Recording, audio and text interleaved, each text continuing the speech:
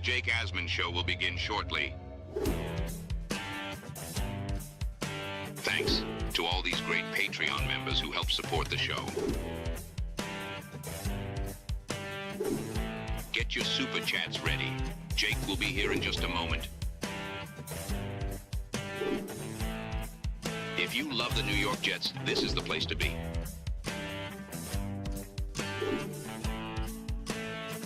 And now, the Jake Asman Show. Aaron Glenn and Woody Johnson are on the same page in a 2-9 season. That's what the head coach of the Jets said yesterday. Are we buying it? We'll talk about that and much more when Jets analyst, Jets insider, JetX co-founder Robby Sabo joins us in his weekly spot. It's the Jake Asman Show. It's Raffle Day. Let's hit it and get it started. We look forward to getting ready to compete against the Rays and go try to win us a game. So any questions? Why are you laughing? A new chapter for the Jets has started. Aaron Glenn and Darren Muji are tasked with shaping the future of this franchise. Will they be the ones to finally get it right? We will be here for every step of the journey on the Jake Asman Show, breaking down all the storylines, every game, and everything in between. Please subscribe and hit the like button below. Super chats, baby. Cut the line. The Jake Asman Show starts right now.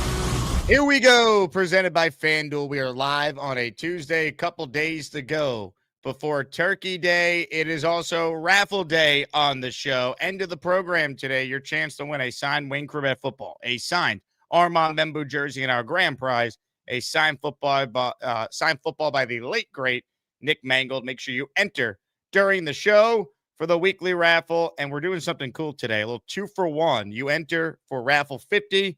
Next week's top prize in Raffle 51 is a Darrelle Revis signed jersey. So you can enter for both raffles on the same show. A little listener appreciation for all the diehards who are still locked in watching the New York Jets and watching this show in the midst of a 2-9 season. With that, we welcome on to the program our guy, Robby Sabo, in his weekly Tuesday spot. Robby, how we feeling? The Jets showed some fight for about 3 quarters or so.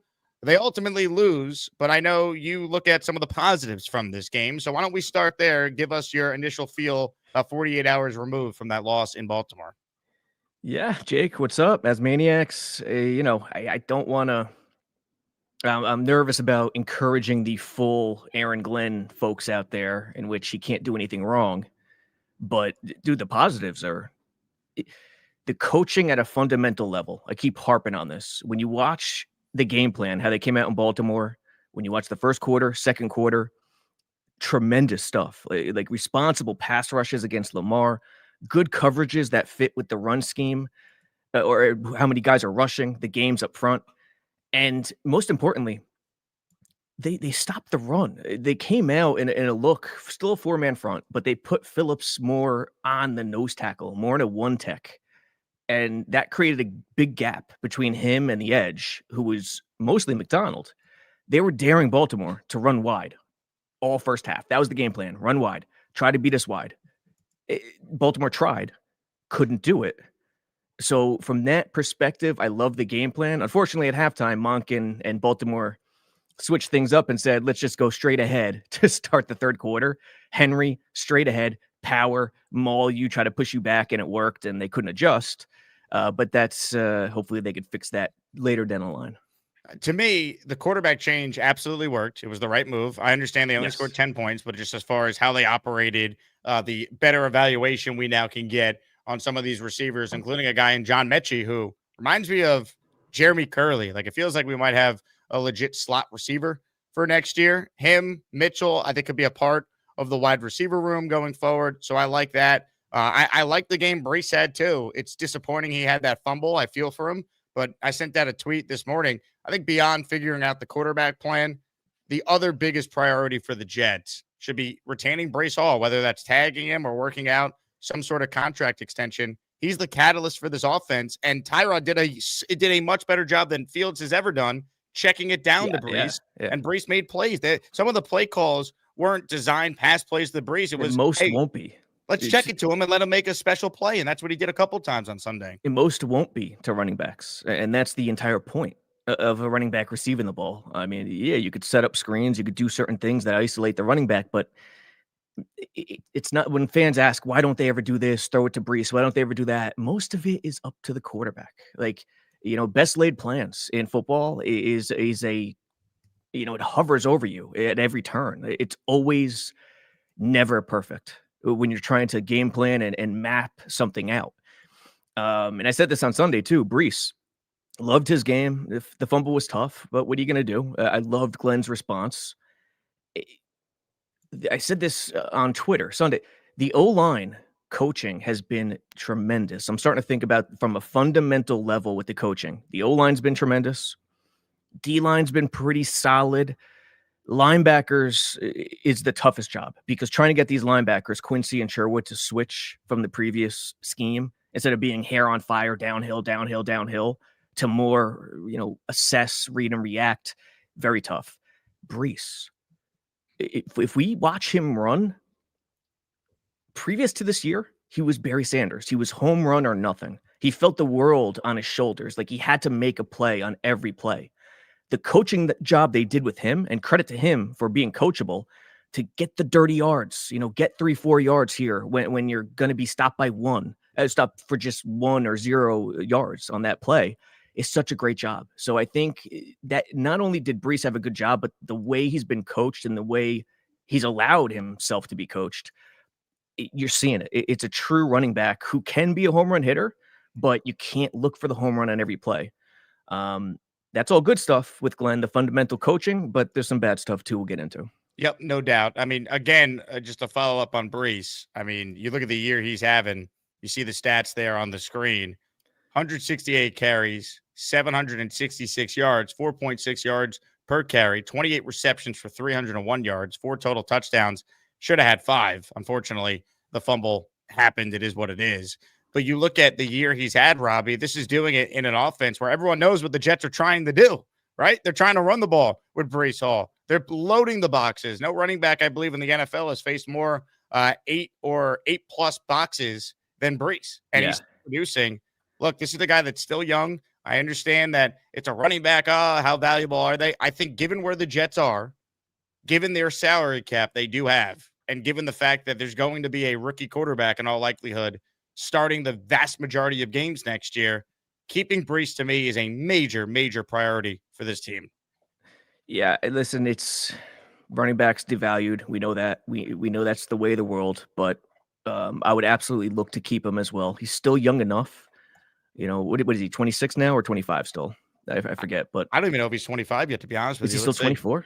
Brees Hall is 24 years old. Wow. He will turn 25 on May 31st next year. Yeah, I mean, I'm with you. I'd look to keep him as well. We don't know what he wants to do. That's going to be a major factor in this. What will he garner on the open market is huge as well. I love Isaiah Davis. I still like Braylon Allen, even though he's coming back from injury. You just can't trust him. That's the problem. So I'll never trust a guy who missed that chunk of time. Yeah, I'm with you. I'd keep Brees. I would try to. Hit the like button if you're just tuning in. Comments, questions, super chats. We'll cut the line. Reminder, if you ever missed the YouTube show live, check it out on either Apple or Spotify, and you can listen back to anything you might have missed. We are doing the raffle at the end of the show today. Nick Mangold signed football. Armand Membu signed jersey. Wayne Corbett signed football. Hey, that guy Wayne Corbett's got a great podcast host. Man, he's got a great co-host. Might be the guy on my show right now. Those are the items that we're going to be raffling away. I'd be remiss if we didn't shout out people that already supported the channel and got themselves in the raffle today. The great Kyle Clifton is first up. He gifted a 5-spot of channel memberships. That's what's up. Hey, what's up? Clifton in for 5. And then how about this from Frank P, a 20 spot. You kidding me? Let's go. It's up to you, New York, New York. Yeah, it's raining.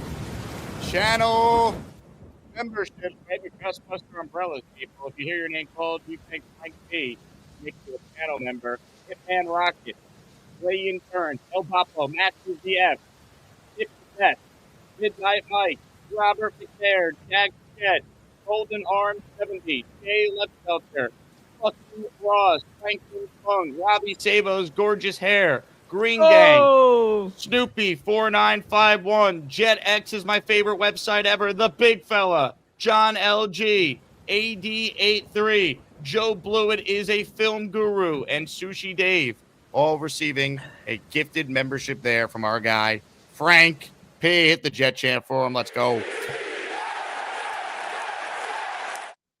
Frank. dude. Thank you. Dude, the comments are blowing up. I see Yo Holmes needs his mommy to wipe his bottom already today. Look at that. Which quarterback do I prefer? You know what's funny? I without digging into it too much, and I still haven't dug into it a lot. It was Mendoza by default, but right now I'm leaning Simpson. Interesting. And I know Simpson had a poor game recently, so some people soured on that. Some people soured, but I'm still leaning Simpson. Based on, and it's very early, but based on the pressure, he seems, and Mendoza handles pressure solidly, but Simpson just seems completely unfazed, which is very, when going through his progressions, not at all times, but when going through his progressions and trying to stay locked into the pocket, he seems to be a lot more unfazed, which is why I'm Simpson right now, but it's still early, still very early. Still very early indeed. All right, let's get to what the thumbnail and the title is about. I found these comments from the head coach yesterday, Robbie, to be very interesting. This was Aaron Glenn being asked about Woody Johnson, who Glenn has said that he speaks to often. So this was a question about what Woody's thinking about this 2-9 season. Here's AG yesterday. Related to Woody, I know you speak to him. You told us you speak to him pretty regularly. Yep. You know, obviously, you've been going through these games and not winning games. You're seeing progress. You're talking about what you're trying to build here. Can you describe, because he wants to win now, obviously. Yeah. Everybody does. How can you describe how he is with that in terms of his understanding of where you want to try to bring this thing? And is he seeing in your eyes the progress that you're seeing? You know what? That's every player, every coach, ownership, personnel, everybody's, they want to win now. But there's also an understanding of that you have to build things a certain way to consistently win. And he understands that, but that doesn't take away from the fact that he wants to win now, just like the same with me, same with anybody else on this team. So those conversations are always good conversations between me and him. They're always honest conversations. I'm not going to BS him, and he's not going to BS me. But listen, there are some things that I tell him that he wants to see us get better at, but there's some things that I explain to him on here's the reasons why and here's where we're going. And he does see those things, but that doesn't, take the fact away from him wanting to win now and me, myself, wanting to win now. So, but those conversations are always good, and I do enjoy those conversations with him. And that's one thing I do respect about him as a man. That he's going to tell me exactly what he thinks, but he knows in turn I'm going to tell him exactly what I think also. So here's the thing. I don't think that Aaron Glenn is off base with that, but I think a key thing that's being left out in the Woody being on board with this plan is that Glenn and I believe Muji articulated to Woody Johnson when they made those deals on the day of the trade deadline involving Sauce and Quinnen that we're taking a short-term loss for a long-term gain. We are going to get you the franchise quarterback that you've been coveting since you own the team. I truly believe everything the Jets do going into the offseason is centered around the quarterback spot. It's why I don't believe there's any scenario where the Jets are punting on getting their guy this offseason and saying, we'll wait till 2027. I truly believe that Woody is united with Glenn and Muji because they sold him on the plan. Hey, we're going to quote unquote lay this foundation this year. And it's going to be all about now getting the quarterback in year 2, being an improved team, and then year 3 when it all comes together. I think he sold Woody on this quasi 3-year rebuild after I believe the initial plan was they were going to be a solid team this year and fight for a playoff spot. That clearly was not going to happen when they started 1-7. So they made the trades. They got Woody on board with the new plan. And now it's all about the quarterback this offseason. That's how I interpret those comments there from Aaron Glenn. Spot on. They turned it. They didn't inherit a total rebuild. They turned it into that. Correct. And, if anyone asked you what the Jet situation was last spring, until this day right now, that's it. Simply put, they turned it into that. Now, I'm not evaluating it in terms of that was the wrong or right thing to do. That's just what it is. That's reality. They declined intentionally in terms of talent at a lot of positions last spring. Then the trade deadline happened this year. So, and on top of that, the defense is totally different the way they played. So they're trying to find the right guys. There's still a lot of guys that don't fit. I did a film on the play, a quick breakdown on the play with Jermaine, the Jermaine Twitter stuff yesterday. And I think it was Ravens fans who were getting on him by getting pancaked by Ricard, the fat ass fullback. And listen, could Jermaine have done a better job? Sure. But that wasn't the key. No one was replacing him. He was supposed to step hard inside. He's supposed to crash at the goal line. No one replaced him. Quincy was just taken too far downhill, too wide. The angle wasn't squeezed at all. So you had two outside guys in with Quincy and Malachi and that huge alley, which I talked about the halftime adjustments. Baltimore just started running straight up the A and B gap and dominated. So guys still aren't playing the way they want them to in terms of Glenn and Wilkes' eyes. And Quincy's a good example of that. I see flashes at times when he plays physical and puts himself in the right spot instead of going hair on fire, fills and spills, but it's not consistent. So yeah, it is what it is, dude. They turned it into this, and they better be right. And by the way, when I said Simpson before, I'm leaning Simpson over Mendoza. That doesn't mean I feel good about either guy as a top 5 pick in the draft. Which scares me still. Look, it's all a crapshoot in a lot of times. So get a guy you believe in and surround him with as much talent as possible to make it, foolproof for him to have the highest floor possible. But I'm with you, Robbie. They entered the year thinking they had a good team that needed to be coached properly. Those are the head coach's words. He denied a rebuild the whole way. When Saleh came in, he made it clear what the expectations were, that it was a developmental year. The Jets, they came in and said, we got talent here. They retained a lot of the same players that were here under Douglas and Saleh. That's how I know they misevaluated the roster. I think Glenn's growing pains of a head coach were far more extreme than any of us have realized. I think the real question is, Glenn claims they're laying the foundation. They're 2-9. Are they laying the foundation, though? Are you seeing a foundation being set here? In some areas, I could argue, sure. In others, I can't. The defense is way worse. And if Steve Wilkes is back, there's no foundation being laid there. I don't care how much cap space and draft capital you have. I think there's real issues there when we talk about a team that has 1 total turnover through 11 games and 0 interceptions, which breaks an NFL record. So there's some foundational pieces here. I think the O-line is a major strength. The running game, tight end potentially, Garrett and some of these other receivers maybe emerging. There's some things I could point to. The Muji trades have paid off, if you want to highlight those guys. So there's some things to like, but laying the foundation, I just feel like that's what you say if you're a head coach and you're 2-9, now trying to point to the positives to make it look better overall.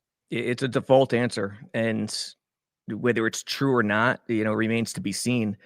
The thing I would ask Glenn is, what do you mean by that? Expand upon that. What do you mean by laying the foundation? Is it all about individual coaching in terms of what you want each guy to do, each position to do, how it fits within your vision?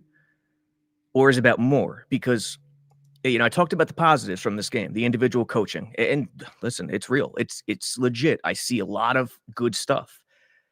But then when you get to the bad stuff, it's unforgivable and it can't win in today's league. The lack of feel for the game in terms of game management decisions. That first punt, I thought was a good one instead of going for it because the game flow was conservative. It used McNamara to pin him deep, take the delay game. I liked it. But the 3rd and 2 into the 4th and 2, was it? Or was it 3rd and something else? I forget. But it was 4th and 2. The feel was absolutely do not go for it there. The feel for the game and certain game management decisions and even game planning to some degree, making sure that the offense is the star of the show is the really troubling stuff that we've seen all year. And I haven't seen it improve. And that's the big thing for me. I think that's totally fair. I thought Samini's tweet yesterday kind of encapsulated the state of the Jets and those comments that we just played from Glenn. So Rich tweeted yesterday, Glenn's team's 2-9, but he's trying to spin the positive, selling the idea that a foundation is being built. The one thing he lamented is that the team needs to improve its mental toughness, the ability to overcome in-game adversity, He doesn't use the R word, rebuilding, but that's what is happening now. Of course, that wasn't the vibe in September, or I would throw in the entire offseason, but things shifted along the way. And here they are, 2-9, playing out the string while evaluating players for 2026. I think that's kind of what happened here. I think they came in with an initial plan. They changed the plan, got an unbelievable opportunity to reset the deck with the trades they made at the deadline. And now it's all about who's here for 26. And most importantly, the plan to get a quarterback for 2026 and beyond. That is what everything will be centered around this offseason. Yeah, it's again, it's at an organizational level, and Glenn fits right into this. Woody, it's not about you feeling good and you feeling like you would play for a certain guy when he's talking to you, as he said, in terms of when Glenn speaks to him. That motivation is not what what it's about. It's about high level. Look at Ben Johnson, man. Look at what he's doing with the Bears. Only one game he failed. It was earlier in the season. He messed up with the kickoff.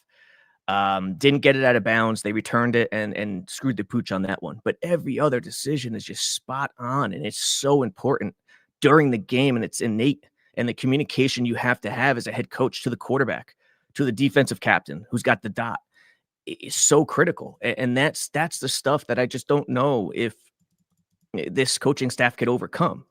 The best path forward, where it works out perfectly, is if Engstrand truly is a rock star. That is the hope. And I think for Jets fans who are worried about Glenn, I think that's the biggest thing. What have you seen from Engstrand overall? Because I did not think Sunday was one of his best games. He's been good. Well, first of all, it's tough to evaluate based on the quarterback that he's had. That's number one. Number two, Tyrod was very conservative in this game. I don't know why, but it felt like when you compare this game to Tampa, very, very conservative. And I know why on the surface, because Tampa's Bowls, they'll play off coverage. He blitzes, but he plays a lot of off coverage. Baltimore was in your face more often. And the recent tape with Fields has other defenses playing single high press. So Baltimore kind of came out that way. And Tyrod just wasn't taking chances. Yeah, I wasn't impressed with Engstrand this game either, overly impressed, but it wasn't anything where I was like, it's just terrible. I mean, if Brees doesn't fumble, they probably score there. They get more points. Under the condition of a very slow-footed game, pace, conservative feel that it started with and it had up until halftime, I thought it was solid. I thought it was okay for Engstrand. Super chat from Tyrone Garcia, who's in the Asmaniac raffle at the end of the show for 3 signed items for 5. Plus, for those tuning in late, the top prize in raffle 51 is a signed Darrelle Revis jersey. So you can enter for both weekly raffles on this one show here. A little 2-for-1 special, a little listener appreciation to all the great people who tune in and make this channel successful. Tyrone says, I feel that Joe B was right. Even though we're losing, we are traumatized from all the bad years since 2010. Maybe we need to just let this play out. That's my feeling. Hopefully Glenn gets it done. Go Jets. I mean, if you want to be optimistic, they have all the resources they need to hit on the quarterback. You hit on the quarterback, it changes everything for your franchise. If you want to be pessimistic, I don't think the head coach has distinguished himself this year. And I understand it has not always been ideal. And there have been some improvements, but we're still talking about a 2-9 football team. And I don't think the talent, even with the trades, is 2-9 bad. So there's positives, there's negatives. I think the biggest thing is we know Glenn is not going anywhere. So you have to hope that he shows real improvement year over year from a rookie to a sophomore head coach going forward. Yeah, and everyone's traumatized, 100%. The worry with Glenn, the major worry is what I just talked about, those in-game decisions and jiving with modern football, not putting all your chips in the bank as the motivational guy. Motivational guy is fine. It just can't lead the way. It's got to be strategy. And the fact that it wasn't a rebuild in the spring. I don't care what Jets fans think it was a conspiracy where he was lying to everyone. It wasn't a rebuild, and he pointed at Fields and said, this is going to be my guy. That's troubling. It's very troubling. But being traumatized, I would just say point to specific things like the second Derrick Henry touchdown. They're at the 2-yard line. Okay. Ricard checks into the game. First of all, 3rd and 2 at the 2-yard line. It's it's 12 personnel, just 2 receivers, 2 tight ends with Kolar, and they're a nickel. Okay, the Baltimore passes, they break it up, intended for Andrews, they get it done. Tip of the cap. Kolar comes out for Ricard, big-ass Ricard, the fullback. They go under center, they're still a nickel. This is the Jermaine Johnson play. How are you playing nickel at the 2-yard line against the Ravens with Derrick Henry and Patrick Ricard checking in? It just defies logic. You got to go base there at the very least. So I would say try to get over the traumatization by pointing to specific examples that don't make sense, and that's definitely one of them. Is that on Wilkes or the head coach? Both. Well, it stops with Aaron Glenn, but it's on both. Like, how do you? More recently, over the last month or so, they've been playing nickel against non-11 personnel, heavier personnel, like 12 and 21. But at the 2-yard line, that's goal line situation. And Ricard, once Ricard checks in, you have to go base. He's a fullback. He's in there to block. So that's on both. That's on Wilkes and Glenn, 100%. Comments, questions, super chats. They cut the line. Again, Steve Wilkes seems like a nice guy. I don't enjoy calling for people's jobs, but I don't see how you could bring this guy back with the defense being this inept at forcing turnovers. Like, they're still having communication issues. You just talked about the wrong alignment of personnel on the field. 5 DBs at the 2-yard line with Derrick Henry and Ricard. You can't justify this coordinator being brought back. The Jets defense, I understand there's some real talent issues in certain areas. They shouldn't be this bad. It's fair. They've been better in some games here, but they like, again, when was the last time the Jet defense made a game-changing play? Seriously, like, special teams won them the Browns game. The offense scored a boatload of points against the Bengals. They won a shootout. When was the game this year where the defense said enough is enough? We're going to take over the game and make plays. They just don't do it. And that's part of the issue, theoretically. It's as if, and it's not just Glenn, it's the Jets in general. The entire coaching staff back until what? Under Woody, basically, other than Gase. But, Gase is a special exception. The coaching staff believes the defense should and will do that and take over the game. But that's foolhardy. It's in the last 12, 15 years, that's foolhardy to believe. Defense, should they do more than they've been doing? Of course. You got to create turnovers. But that you can't ever lean on that. And I feel like the Jets head coaches do that way too often, trying to lean on the defense in a non-defensive football world. Comments, questions, super chats, cut the line. Dylan Terraman in the house. They mix nickel versus 12P and base versus 12P, but that was the one instance they went nickel versus 21P. Very not great. 12P being 12 personnel. Yeah. I mean, you could classify Ricard as whatever you want. 21-12. He was lined up as a wing. I think inside. Was he off or on the line? I forget. He was inside Andrews, and the reason they do that is because Ricard's blocking down, and Jermaine and Clemens was at D tackle. By the way, Clemens at D tackle on the goal line. How? He's normally an edge. You put him at D tackle in sub rushing situations, sub package situations. How is he at D tackle? So it's just, I don't know. I don't know if it's just detail oriented or too stubborn for their own good. It's one or the other. Comments, questions, super chats. Skeleton says, had to give a super chat for the rain sound effect. Hey now, raining memberships earlier. Get in the raffle, Skeleton. Get on in. Appreciate everyone tuned in to the show. Our guy, Mongolia Jets fan, says that he's coming in from Mongolia to MetLife for the Patriots game on the 28th. Who's around to meet up? If you need some tailgate spots, I could definitely recommend a few for you. L5, Gotham City crew. Tailgate Joe. I'm sure there'll be some Asmaniacs that will be at that game. Man, coming from Mongolia. How long is that flight from Mongolia to Newark or JFK, wherever you fly into? Yeah, that's not something I want to do. You ever been to Mongolia? I think did Street Fighter take me to Mongolia? Did Street Fighter have a... I don't think it was Mongolia. I take it back. Yo Home says, I hope we understand wins and losses don't matter. Either way, Jets are training up to get their guy. Well, I think Gator kind of summed up how a lot of Jet fans would prefer it to go. He goes, the Baltimore game is exactly what we need to see the final 6 games. Only 2 things matter: look improved, coaching, youth, penalties, And number 2, lose. Ain't no benefits in winning. I understand that. I think people need to realize the odds of the Jets finishing 2-15 are very, very low. I think they finish 4-13. Ain't no benefits to winning. Let's think about that. Honestly. It's the debate we have every year because the Jets stink. It's the tanking for a better draft pick versus winning for the culture. And they never win. And yet here we are.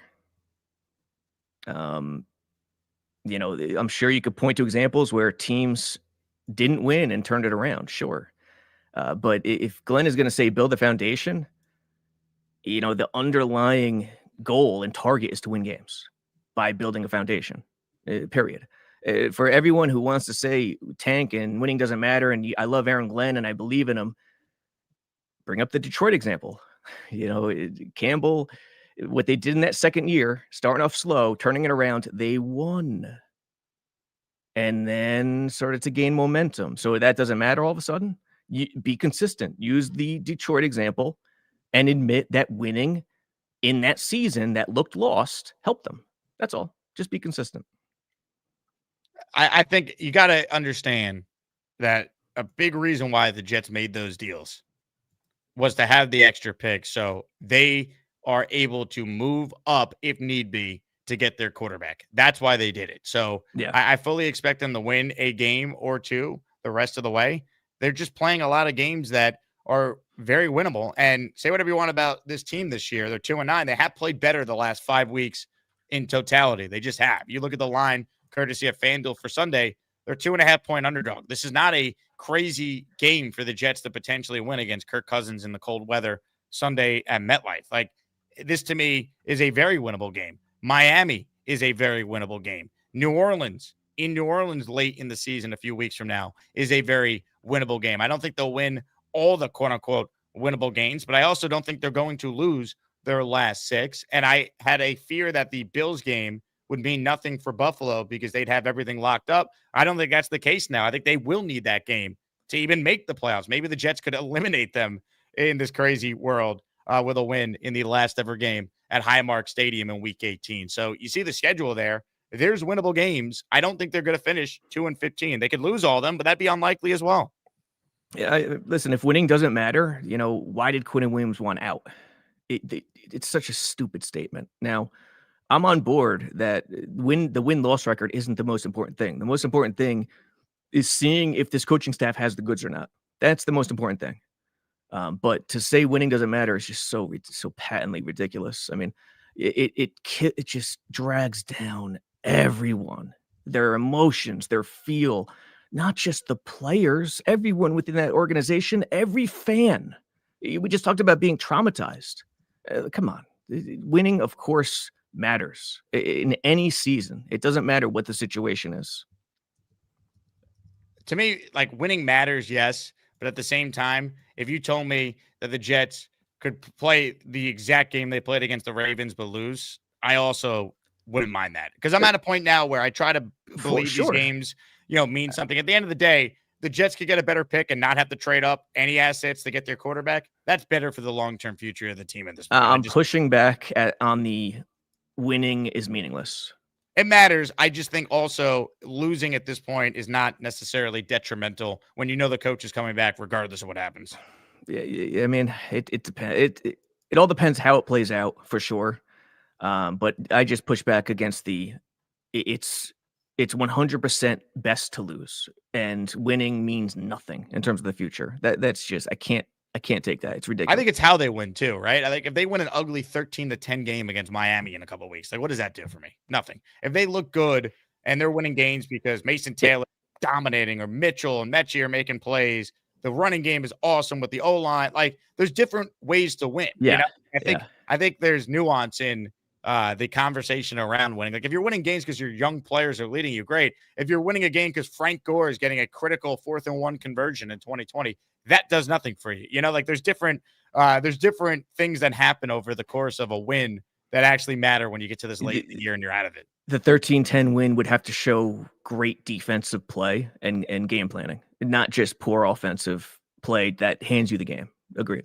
Like the Browns win did nothing for me in hindsight. Like it was an outlier, unbelievable, historic special teams game where you scored twice on a kick and punt return.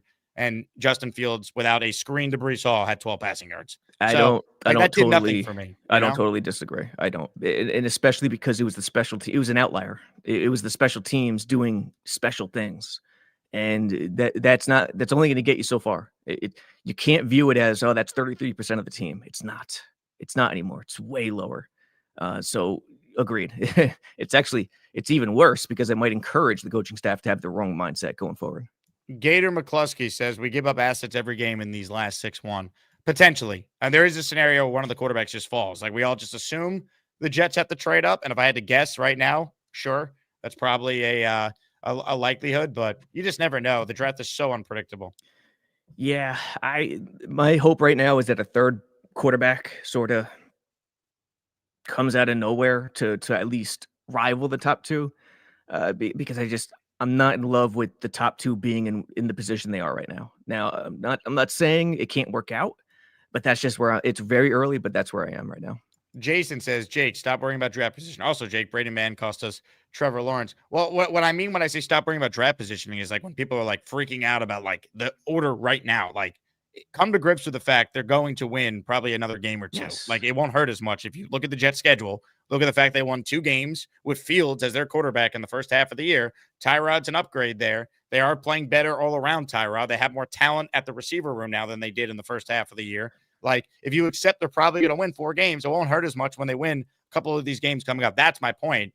And as far as Brady Mann costing them Trevor Lawrence, my also point is, like, you never know how things are going to play out. It's much more about picking the right player and surrounding the right player with what they need to be successful. They picked the right player in Sam. They failed him. So, like, that's my point. Like, I'm not going to worry about it on November 25th, but I'm also going to acknowledge that if they lose, but lose competitively, I can't be that upset. Like, I'm not that upset that they lost to the Ravens. I'm really not. It was Armageddon when the Jets beat the Rams. Yep. God, in an alternate universe, if the Jets got Lawrence, where would we be today?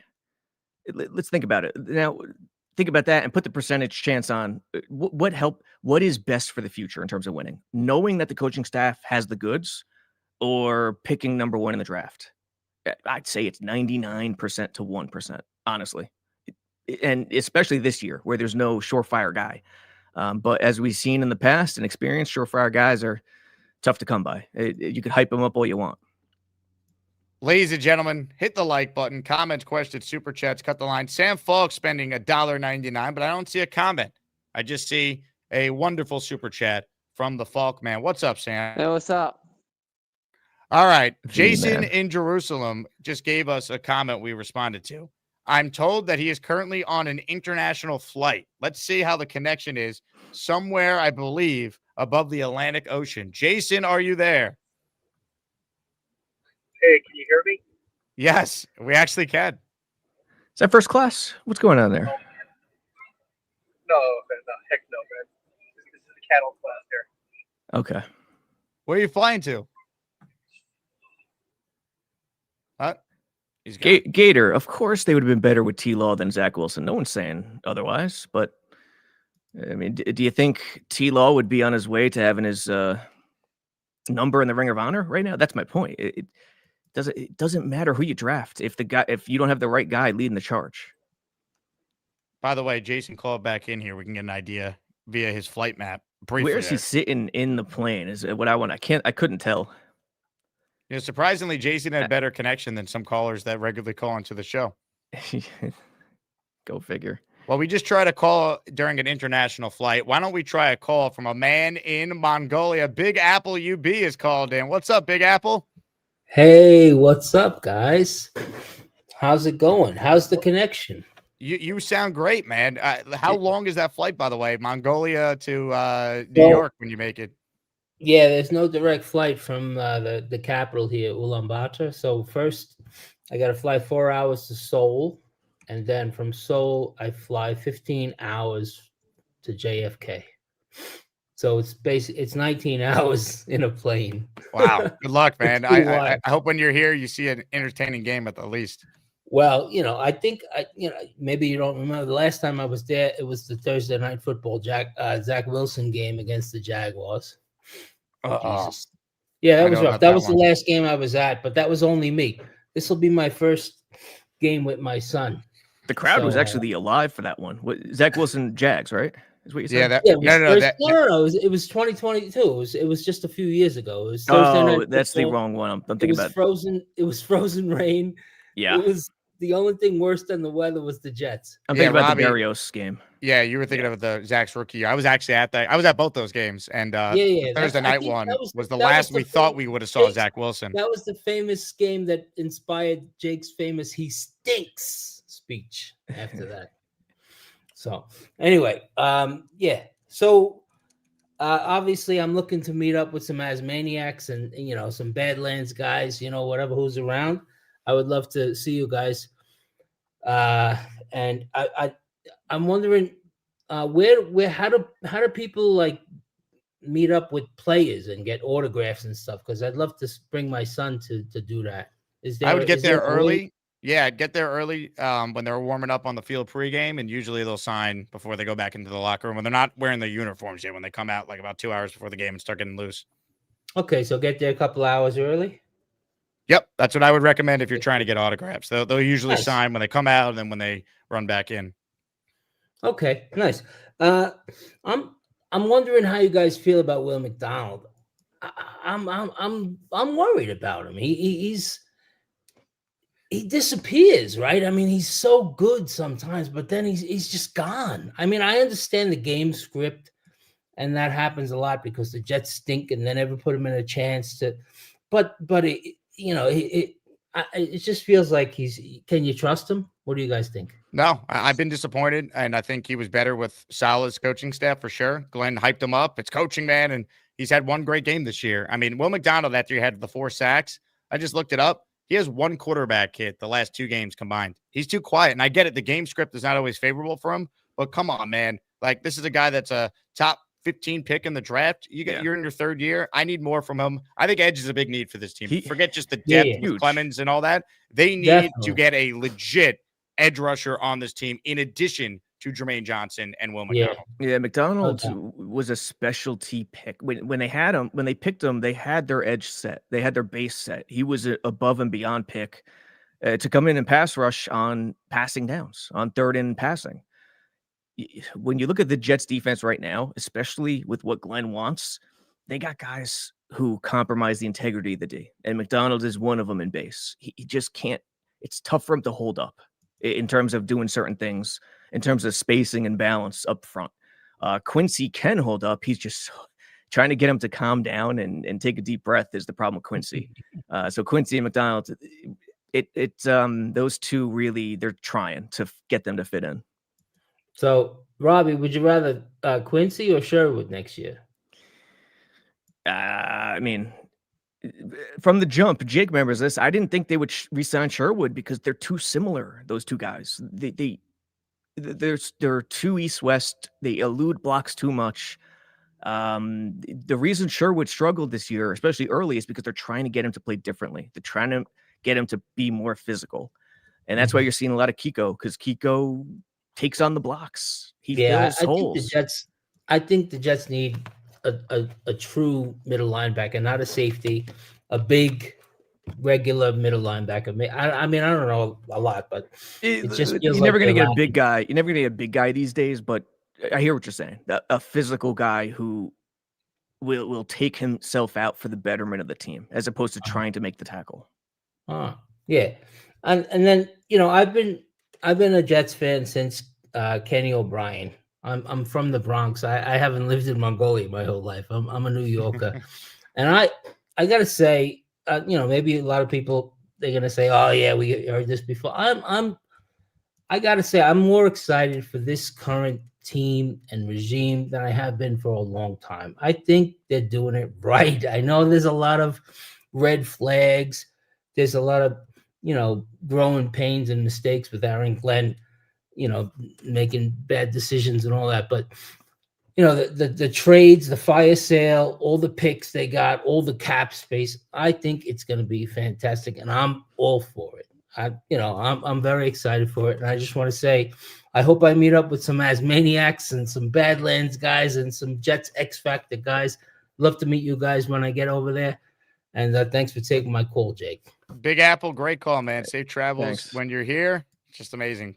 The Jet fans are everywhere in Mongolia. Mongolia. Dude. Oh, by the way, Mongolia, not a Street Fighter 2 location. Thailand. I don't know what I was thinking of. Who was your favorite Street Fighter character? That's a good question. Man. The guy Blanco is pretty good from Brazil. He was a cheat code for sure. Who like the folks who like saying cheat code. Who else? There was another guy, Chun-Li. The kicks were ridiculous. I think those two. Those two were the most popular at the arcade. Comments, questions, super chats. Boss Girl enters the raffle for Vega. 2 with this. Big deal. Dante Moore declares 3 quarterbacks to choose from. If Oregon wins out, better chance. Yes, I do think if Oregon goes on a deep run, maybe they win it all, he's more likely to leave. I also think there's still a great chance he does come out. I mean, guys might learn from the Drew Allard thing of, oh, I'm a first-round pick. Let me go out now and not risk injury and hurting my draft stock. You just never know. So I'm 100% still holding out hope that Moore does declare, because I might like him the best, to be honest, the more I watch him. Let's see. Boss Girl says, my kids would love to win. 7-year-old loves the show, too. Great job. Boss Girl, shout out to you and your 7-year-old. Hit the Jet chant for him, people. Kids don't understand like tanking and rebuilding. They want to see win. So it's like a very hard conversation to have with like a young Jets fan being like, no, the Jets lost, but this is actually good because now we're picking high. They don't understand. You know, if you put your Dr. Phil cap on, sometimes they don't understand, but sometimes they give you a glimpse into innocence and like the correct avenue, because they're not corrupted. So while they don't understand on one hand, I think you can learn a lot in terms of what you hear from the youngsters. The Zaha. There is no plan for the players they draft. Most of the drafted players are dumb and should not be on any NFL roster. At what point do we accept the fact there is no foundation? I don't think that's true. Armand Membu, there's clearly a plan. Yeah. Start at right tackle and play like a Pro Bowler. Like, that's what he's done. I think Mason Taylor, when given opportunities, has improved and looks like a starting tight end in this league. I think A.Z. Thomas played pretty well. Yeah, so he's been far impressive. starting. Like, I don't know if that's fair. I think we overrate Malachi Moore a little bit. I think they got to still get 2 new safeties this offseason. But no, I don't think that's fair at all. I think the draft has actually been a strength for Glenn and Muji. Agreed. And it's another thing. I mean, you just hit on him. Mason Taylor, Membu, the coaching on the O-line. I can't tell you the last time it's looked this good. The Rex years with Callahan. Seriously. It's been that good. And, people roll their eyes at that because they only have 2 wins, but, you got to evaluate it based on position. And one of my big concerns was without the threat of Fields' legs, they would take a step back against Baltimore. They weren't overly dominant, but they did a pretty damn good job overall. So, in the pockets, the pass pro with Tyrod. Tyrod did not. He wasn't great. He wasn't taking chances. I still got to look at more of the offense from this game.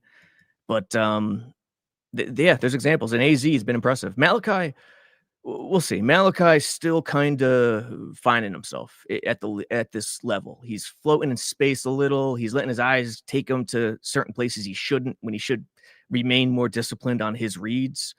I'd like to see him once he gets more disciplined down. Anthony Logerato checking in. He's in the Asmaniac raffle at the end of the show for 5. Gobble, gobble, gobble, gobble. Oh, yeah. Anthony, shout out to you. You're in our raffle at the end of the show, folks. Your chance to win. This is the final show. I'm spinning the wheel at the end here, counting up everyone's entries. Wayne Corbett football, Armand Member jersey, Nick Mango football. All 3 items signed by those. That's a distinguished Jets. fella right there on the screen. Mr. Mangold? Yes. R.I.P. to the GOAT. Love that man. Barney writes in, question for Robbie. Why did the scouts get the QB class so wrong in 2021? And what makes us think 26 or 27 is going to be any better? Did they get it wrong, or is that just the way of the world? Since the Bradford draft, quarterbacks go up and up and up and up and up, and you have to have quarterbacks in the top 5, period. You could have no talent and they'll be there. It's just the way it is. So I don't know if they got it wrong as much as just that's the way it's set up.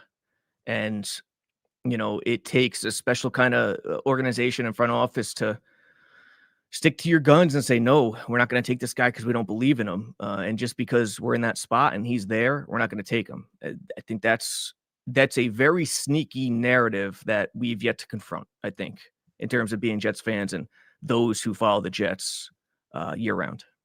Bino, Lander Barton from Utah, linebacker, I'd love to get. Not going to pretend like I've watched any of them, but I will say linebacker I think is a big need and would not shock me if that Colts pick or one of their seconds, assuming they have them, we'll see what the trade up potentially looks like and all that, goes to a linebacker. I think it's a big need for the defense. Yeah, I agree. They need more physicality. They need dare I say, a leader. I'm not trying to dump on Sherwood. I love the kid, but there's stuff there. I see a lot more disguising in terms of coverages from Wilkes compared to how they started the year, but I don't see a lot of movement in the front seven, front six. But I will say this: they got the fourth down on the Andrews tush push. The third down, Andrews came in motion. And it wasn't as heavy. It was a lighter personnel set, but Andrews came in motion, and Phillips and whoever the other D tackle was, they adjusted nicely. They really adjusted with very little time, bumped down, pinched, and stopped it. So that was an encouraging sign for me. Oregon Jets, Dante Moore or nothing? Gee, I wonder why a guy from Oregon who's also a Jet fan would say that about Dante Moore. Love it, Oregon Jets. You're the raffle for two. I like Moore a lot. Yeah, I got to watch him more. We'll see if he comes out. Let's try Jason in Jerusalem again before we get to more of your calls. He's convinced it will work this time as he flies internationally. Hello, Jason. Jason? Oh, yeah. You know what that is? That's that Ricky New York Wi-Fi. That's what it is, Jason. That Ricky NY specialty. This is Ricky's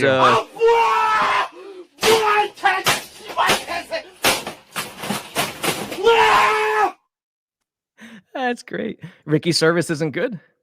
It certainly has improved over the years, but Ricky was notorious for having the worst Wi-Fi of any regular caller. Oh, he's down in the swamps, right? Somewhere down there. He's in Tampa. Oh, I thought he was more in the what do they call it? The Panhandle? I thought he was more over there. Okay, Ricky, no excuses. Come on, get the service. Did you meet Ricky when you came to the event we did with the Tampa Jets Club? I don't know if he was he there? He was there, yeah. I don't think I did. I miss Ricky. Damn it. Yeah, I miss Ricky. You didn't see all the smoke just percolating off of him? Oh, he does the Snoop thing. Oh yeah, there was plenty of smoking and debating going on at that party that night. Well, now I'm even more sad. I miss Ricky. God, son of a bitch. More of your calls right now, but to set this one up first, let's kind of set the scene for those of you who were not following earlier. Beastbreaker announced to everyone that he had Wendy's, that he had sausage and biscuits. Don't do that to the poor girl, Wendy. Ladies and gentlemen, it's time to find out what specifically went down as the Beast was having Wendy's. Hit it. You know what time it is? A Beast Breaker 666. I'm gonna take my fist and shove it up your ass, and then he got Beast? Just got the last minute of the finals. Already got my green, with Granny Smith's, got some red apples, got some cauliflower, some broccoli, and now maybe a trip to, maybe I'll do what Gary does, maybe go to the gas station, get some pizza maybe, or see if they got the offer. Yeah, we'll see what happens. We're in a good mood today? Yeah, we are. How you feeling this morning there, guys? How you feeling? Is that a 7-Eleven? What is that? What's the chain? No, it's called. We're right next to the VP over here. Yeah, the VP. Yeah, it's like Amico. No, BP. It's BP. another name for Amico. Yeah, it's another name for Amico. I've heard of BP. Gas station. Yeah, BP. It's like Amico. All right, let's go, ladies and gentlemen. Move your chicken asses. Let's go. Everybody move. Pick up your feet. Move your fucking asses. Let's go. Whoa. Move your asses. Let's go. On behalf of the Jake Asman Show, we apologize for the foul language. What area is Beast in this country? Illinois. Illinois. Okay. All right, now Yeah. let's go. Come on, Sonny. Let's go. Go. Move. Where are you going? Gullet. Keep filling your gullet. Jesus, Jerry's been on Let's go. fire today. Time for some good old-fashioned BP action. Let's see what they got to offer today. I'm in no mood for no hot dogs, but let's see if they got chicken soup. If they don't, then you know what? You just had Maybe a Wendy's, bag though. of- You're having more food? Hey, why not? Everybody's got them. You hear All me, right. right?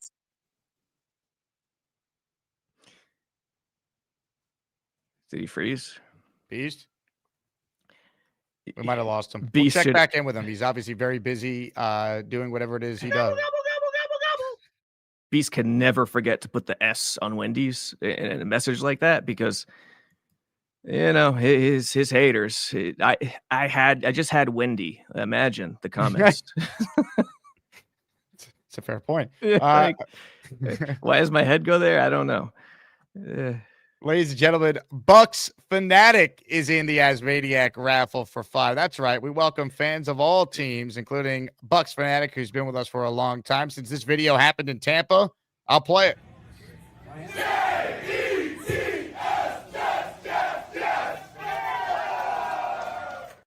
Love it. Shout out to you, Bucks Fanatic. He also super chats us. He goes, hear me out, Jake. I'm in my annual midseason Todd Bowles hate. If you take Todd Bowles back and a family-sized bag of Cheetos, I'll take Alan Lazard off your hands for you. I'll tell you what, I've still maintained that I don't think Todd Bowles is a great coach. He's obviously not as bad as I once thought he was. He's shown real improvement, but I'm just not convinced he's ever going to win with the Bucks. Maybe you feel the same, Bucks Fanatic. You're watching every game. But, I mean, the primetime record for Bowles with the Jets was abysmal. And I saw this stat I said on radio the other day when I was researching that game.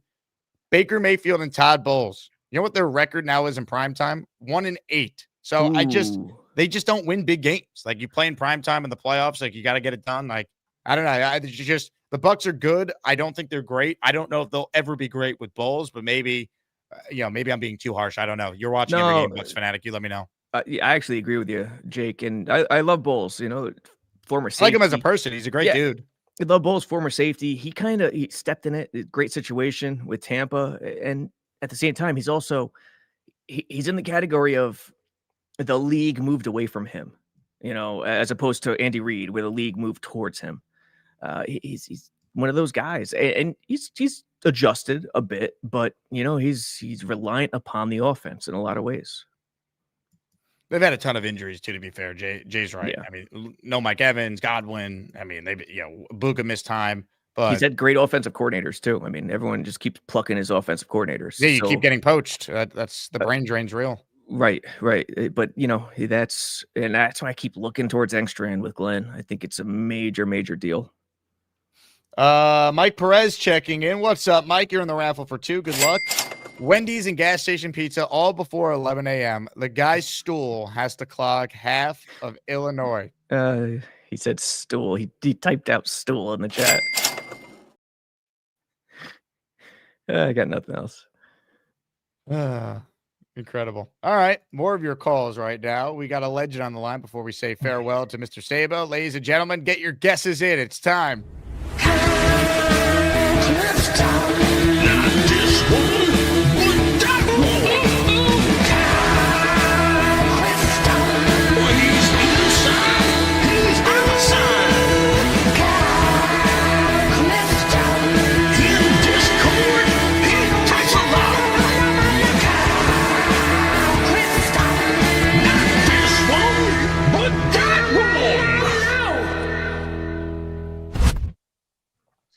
Was Beast just screaming at people on the side of the highway there? Was that what was happening? Unclear specifically who he was yelling at. All right. If a professional's driving by, Beast might be in trouble. Yes. Yeah, I mean, that's as good a guess as any. Hopefully that Colts pick in the late 20s is going to continue to plummet. But that could be a spot for Sonny Styles, right? He could make it there. Where's he projected to go right now? I've seen like so many. Yeah, it's all over the place. Let me see where Tankathon's mock. That's usually the first thing I check because I always have that website bookmarked for obvious reasons as a Jet fan. You should just make it the homepage. It pretty much is this time of year. I mean, that's yeah, when you that's start- fair. He's projected to go 30 in this mock here, but like it moves around so many times, so I don't even know. I mean, that's just typically where you start to see linebackers, safeties, interior linemen that are the premium guys start to come off, right? Yep. Yeah. So I think your point is well taken about, Woody and the trades and stuff. But I think there's a human element with this and Woody. Like, he has an actual relationship with Glenn. And I don't think we can discount that. Like, we live in an age where we want to demonize billionaires for being evil or whatever. This guy, if he has a relationship with him, he's had some personal tragedy in his life. I think that if he's had a conversation with Aaron Glenn and he knows Aaron Glenn, and he said, this is a 3-year rebuild now. I need to be able to make these deals because the value that we're getting back is kind of unprecedented. That he's definitely going to get that 3rd year. That's just my feeling on it. I think I've expressed it before, so I won't belabor the point. But that's kind of what we want from Woody, right? Stay out of the way. Yes, and your point is true. Like you said, it's not a non-factor. It's more than that. It's massive. The personal relationship with Glenn. It is, and it's fine. It's great, but the message has to be to him. And I'm not even talking about Glenn staying or leaving. Just from an overall perspective, when trying to find the right people, that can't be number one. Your relationship and how do you take to a guy cannot be the deal. That is complementary to when you're looking for the right guy. But here's my point there is, in the past, he's kind of been mercurial, and he's been the guy who would say in year 2, that's enough, right? I think that I don't know. They've had a lot of guys stay for a long time. Like Bowles 4 years. Gase was the only guy who didn't last 3 years, right? Pretty much. Gase got 2, and that wasn't even Woody. Like that was all Chris Johnson at that time too. Yeah, I don't know. My main fear is that Glenn is not the guy, and that's going to be the problem. That's nothing matters if he's not. Right. But at least they could get the quarterback in place, and then the guy after Glenn can maybe benefit from that. And Engstrand's a huge part of this. Like we got to evaluate Engstrand just as much as Glenn, and it's tough to separate the two because Engstrand works under Glenn's vision, which is a major deal that goes overlooked. Right.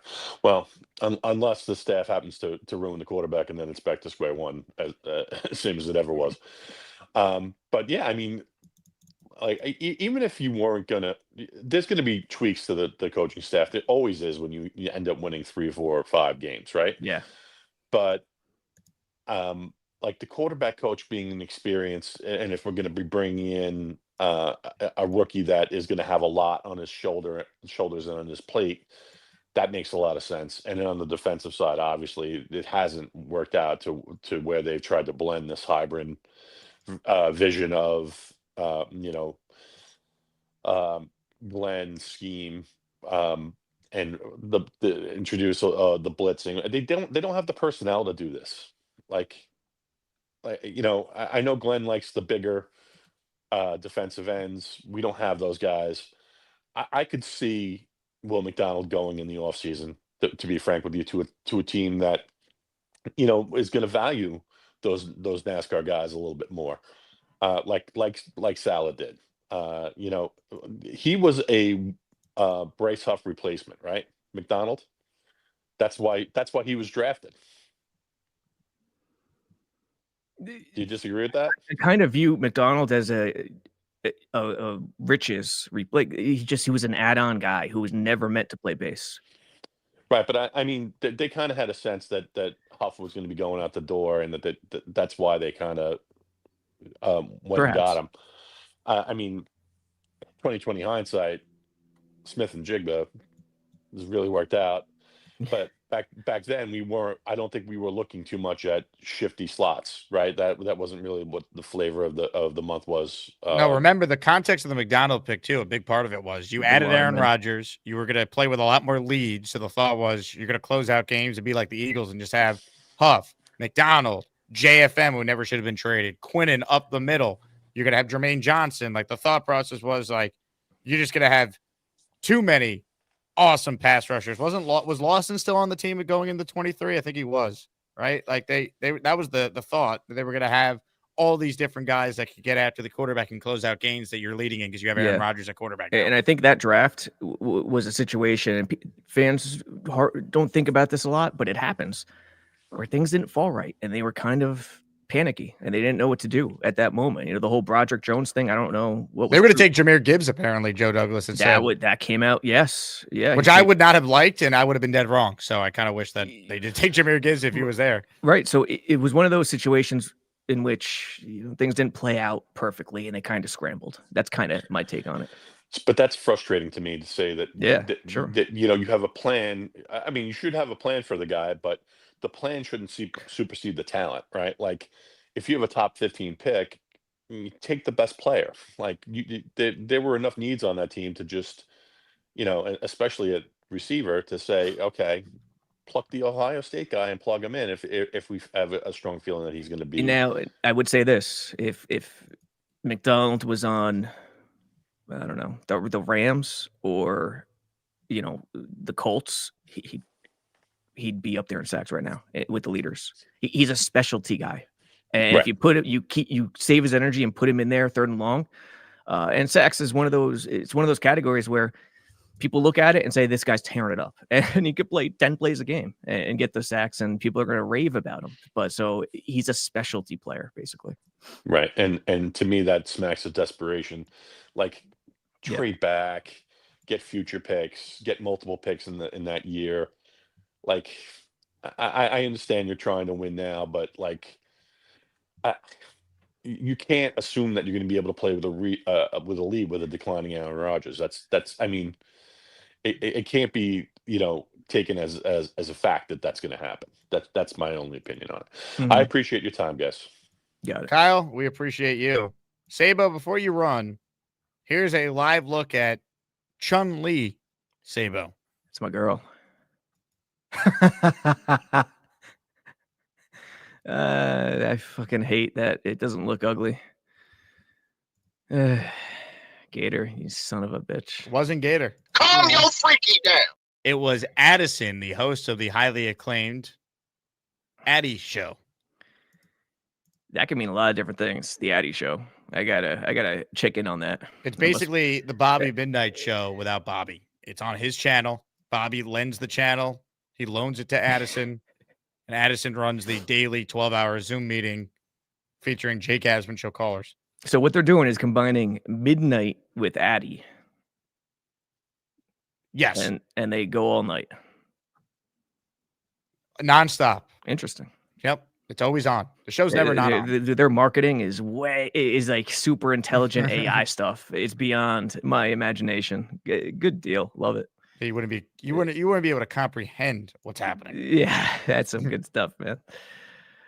Good job, Addy. All right. On that note, hold on. Gator weighs in. He goes, if the Bobby Show was high as a kite and mildly entertaining, the Addy Show. Wow. Gator going up and in on Bobby. How dare you, Gator? I'm a fan of the classics, and the Bobby Midnight Show is the show for you and me. The comments are just, I got to go before my head gets messed up. All right, Chun-Li Sabo, we will talk to you next week. Enjoy your Thanksgiving. Maybe. Enjoy what's on the Sabo plate, by the way. What's your ideal Thanksgiving plate? Other than Wendy, turkey, gravy, mashed potatoes, corn, all the traditional stuff. I'm not one of the I'm not the guy who tries to reinvent the wheel. Like I just go traditional. You're a traditionalist, as they traditional. say. Got to go ham too. Ham's got to be in the mix. Got to go ham and turkey. You're a ham guy. Yeah. Interesting. I'm a ham guy. You're a ham man. All right. Well, I hope you enjoy it, and you and I will catch up soon. All right. Bye. Ladies and gentlemen, Robby Sabo. Hit it.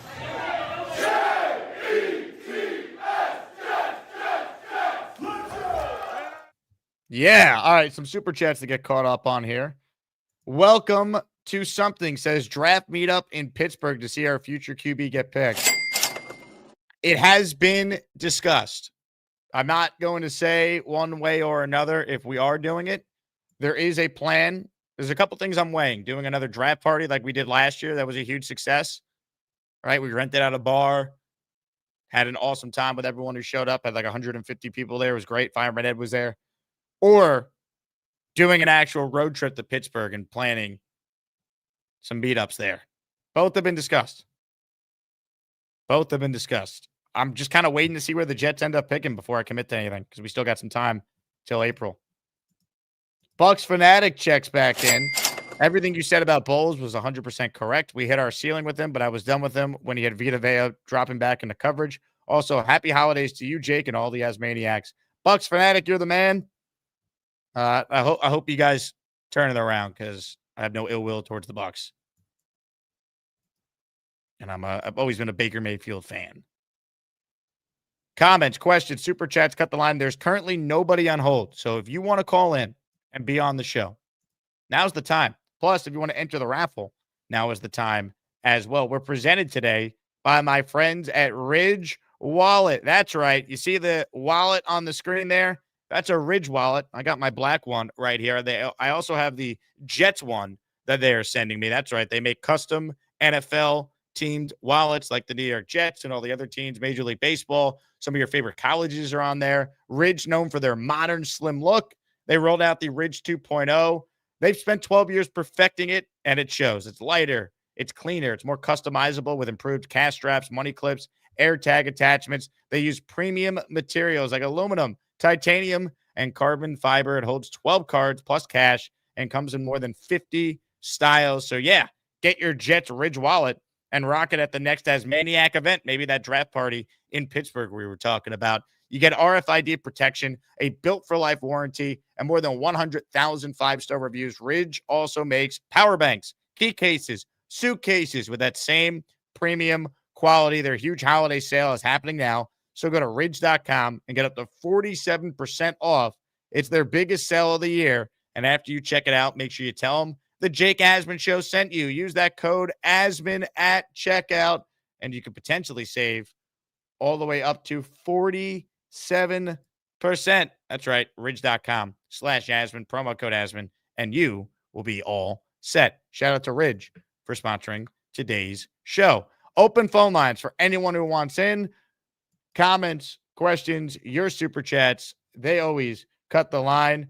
Let's talk about this game coming up for a moment here against the Atlanta Falcons. We told you earlier what the line is. It's holding strong at 2.5. I want to see the injury report later this week from the Falcons standpoint to get a feel whether or not Drake London's going to play. But it is going to be Kirk Cousins. And look, at this stage, I don't think Cousins is great. He's still probably better than Tyrod Taylor, if we're being fair. And Atlanta has the better team than the Jets, and they're playing for more than even the Jets are, although Atlanta's at 4-7, kind of out of it. But since their division is not any good, 6-5 Tampa, 6-6 Carolina, they're still kind of alive at 4-7. The Jets were 4-7 to 09 and ended up making the playoffs as the last wild card team. Atlanta's remaining schedule, they do have a game left with the Bucks. So, if they win, they could get back into it. They do have a game left with the Saints. So there's potentially an opportunity for them.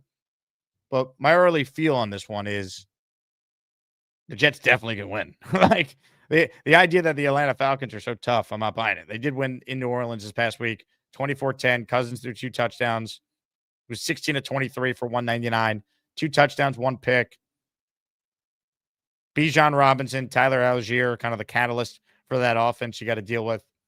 So here's kind of your early feel for the Falcons. I wouldn't pick the Jets to win necessarily. I'll wait, but it wouldn't shock me at all if they won this game.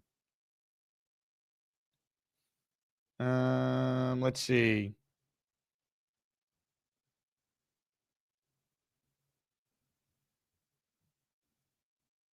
Dylan Terman says 2027 draft is in DC, maybe a 2026 meetup, and we wait. This helps DT's travel. Dylan, we got to get you to the draft party this year, man. If we do another one in New York City, you're coming to it. We got to figure that out.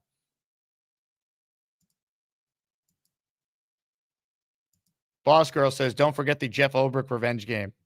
That is true. That is definitely true. All right, let's get to more of your calls, shall we? A bunch of you called in, so thanks for that. Keep the show rolling. We'll go to Shane in Texas, who's got a beautiful, aesthetically pleasing view today. What's up, Shane?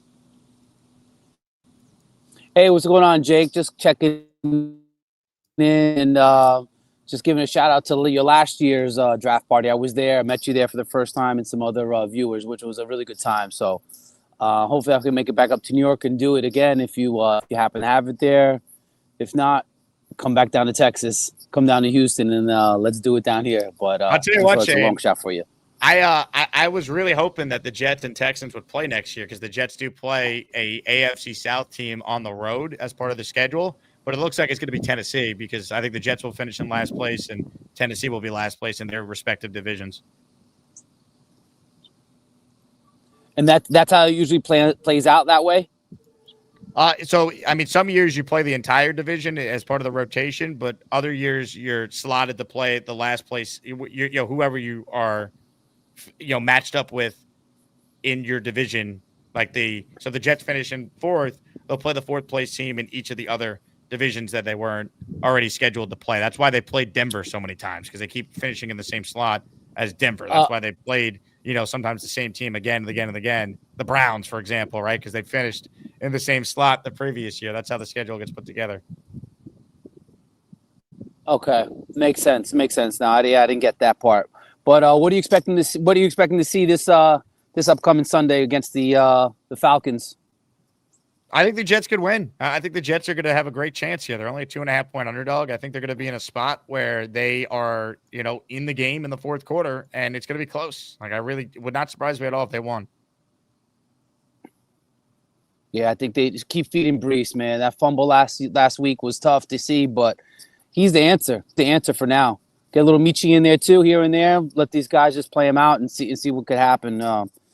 I get pumped for him, man. I'm telling you, I still want to see a winning season. Hopefully next year, like I always call back and say, they got to hit on this QB. They just got to hit on this QB and make things happen because you see it. Now if Shador looks good, they're not going to be looking for somebody if he's going to be a franchise quarterback. So that's one less person that's looking for one as well. But we'll see how that works out. We'll see. I don't know. I think we're overrating just how well he played. The Raiders are so bad. So let's see it against the Niners now for a second week in a row. But to your point, the more teams that don't necessarily need a quarterback, it does help the Jets. So if you're a Jet fan, root for Shador Sanders to play well.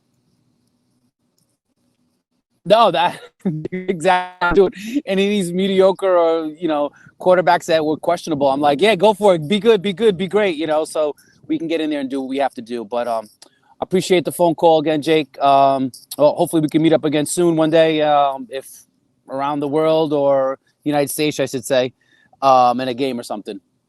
Love it, Shane. Where are you calling us from, by the way? You got a lake in your backyard or you're playing golf right now? Actually, at work. Actually, there's a view from my building in the back. I was like, let me go take a walk, and I was listening inside. I was like, let me go outside and check in and get you guys a view of Texas. I love it. Great call, Shane. I miss Texas dearly. Zach Rosenberg says Jets have not had a turnover in the USA this year. He's right. Think about that. The Jets don't have a takeaway in the United States. Their one takeaway was the fumble recovery they had in the London game against Denver. It's unbelievable. More calls right now. Ladies and gentlemen, Peter Castro, though, suggested we should do a meetup in Africa. Let's get Neil to charter us on one of his planes. All right. Home stretch of the show. Again, take advantage of a 2-for-1 special. The top prize in Raffle 51 is a signed Darrelle Revis jersey. So if you enter for the raffle at the end of the show today, which is the weekly Raffle 50, Nick Mangold football, Armand Membu signed jersey, Wayne Corbett signed football. Well, that means that you're also going to be entered already in next week's raffle. Little 2-for-1 special here. A little listener appreciation for anyone who's locked into our show. Back to your calls. We have Curly Norman is next. What's up, Curly? As my carpool buddy V-Man would say, what's up? I'll give you a little V-Man, baby. Hold on. Ladies and gentlemen, stand by. Let's give Curly a proper introduction. Let's go back to the phones. We have Curly Norman. He's next. Hey, Curly. Hey, what's up? So we all want Glenn to improve. I know that. Like, I'm not rooting for him to be bad. But I've been asking it in a lot of shows, like, what does Glenn do well? What have we seen that people could say that's it, you know? And I want him to be good. I want the Jets to win. No one can tell me besides, they play hard. That's really it. I mean, I have not seen anything strategy-wise that has been great, or clock management, or anything that innovative. Yeah, I agree with that. I think he should get credit for special teams because he hired Chris Banjo, and the Jets right now have the third best special teams in the league in EPA. I don't think they've quit on him. I think they play hard for him, which I get it is the bare minimum, but we've seen other coaches, completely lose the team, especially, after the trades and after the bye week, they did get a win. It was ugly, but they did win.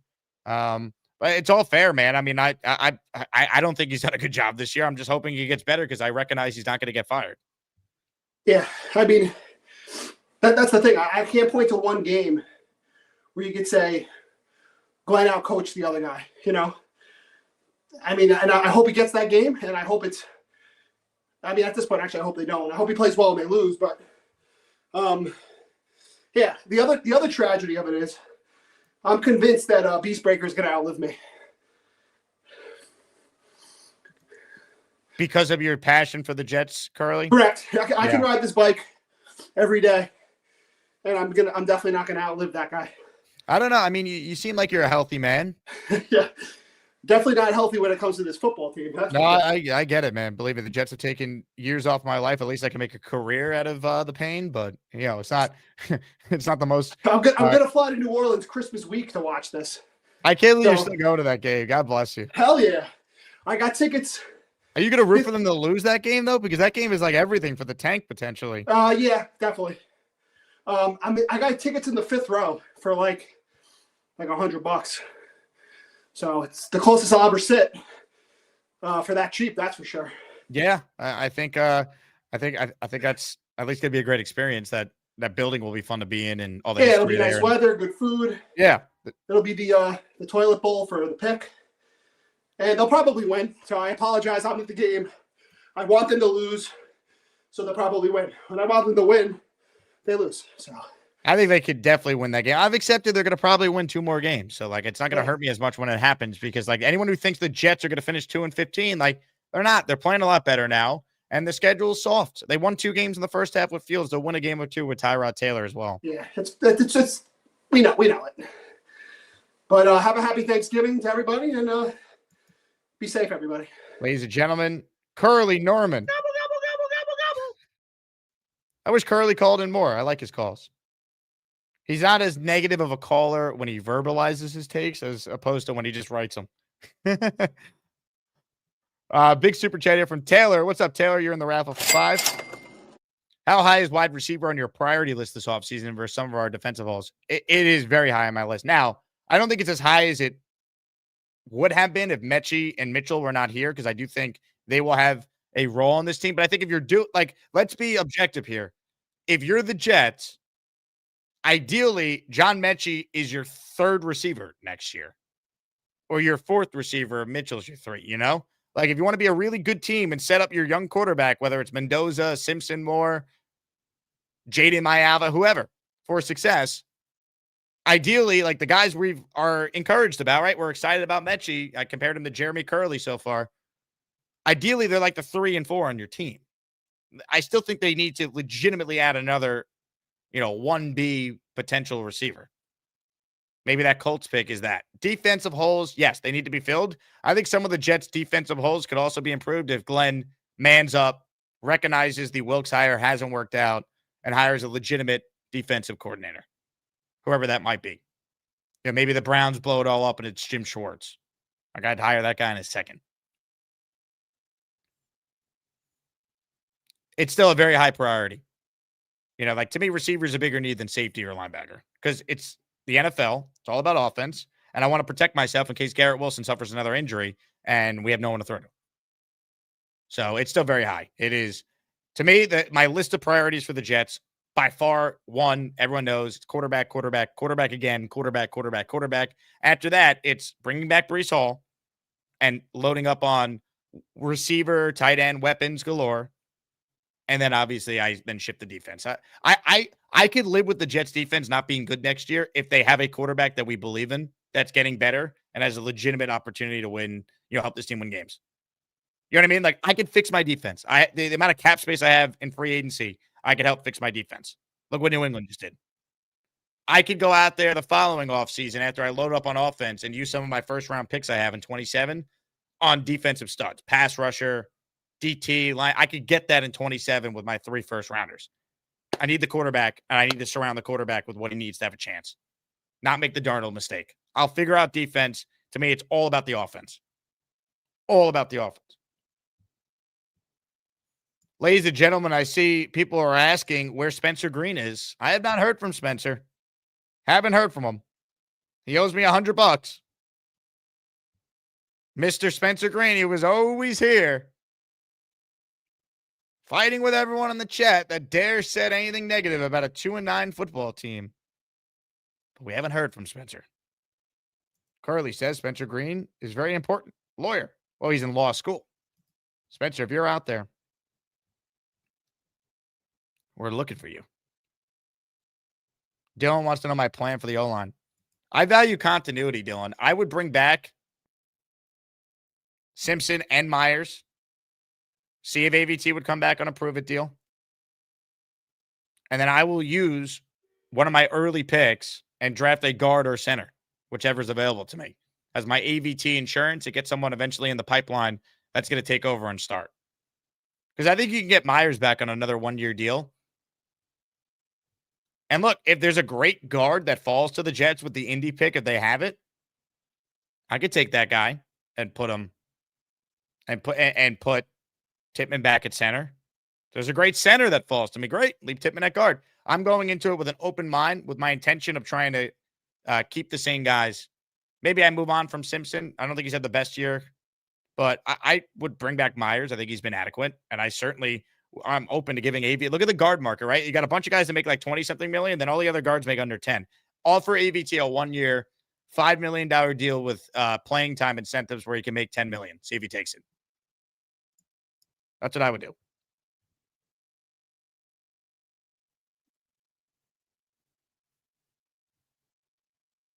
Curly says, favorite Thanksgiving side?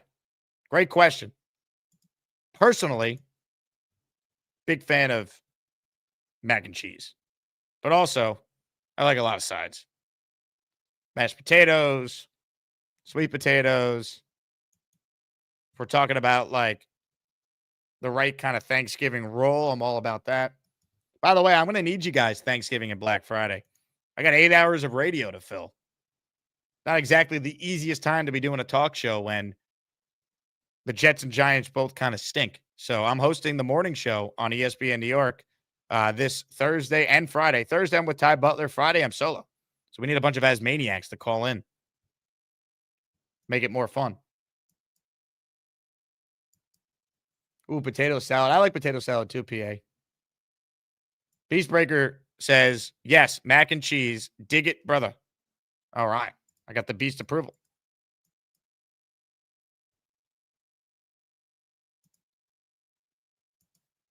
Boss girl, you're not potatoed out at the O'Leary wedding? I'm not. I'll definitely have more. More of your calls, ladies and gentlemen. This man has returned from Wendy's. It's time. Don't put too much on this on because you'll have a roasted asshole by the end of the night and going,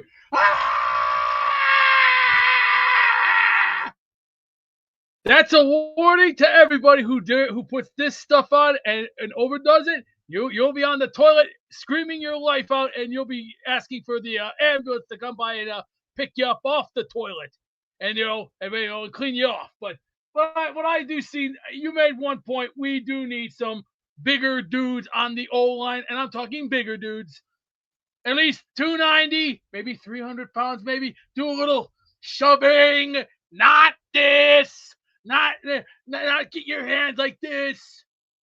Time to get serious. These last 5, maybe 6 more games, discipline, honor, courage, wisdom, even a little bit of brains. Time to start using this. If you really, really want this and you want it that bad, you know what? You better pay your fair share up, because this doesn't come easy. You don't get anything free-handed anymore. No, there's no free handouts. No, it's called you come to work, you get your ass kicked, and you leave. Straight simple. 1, 2, 3.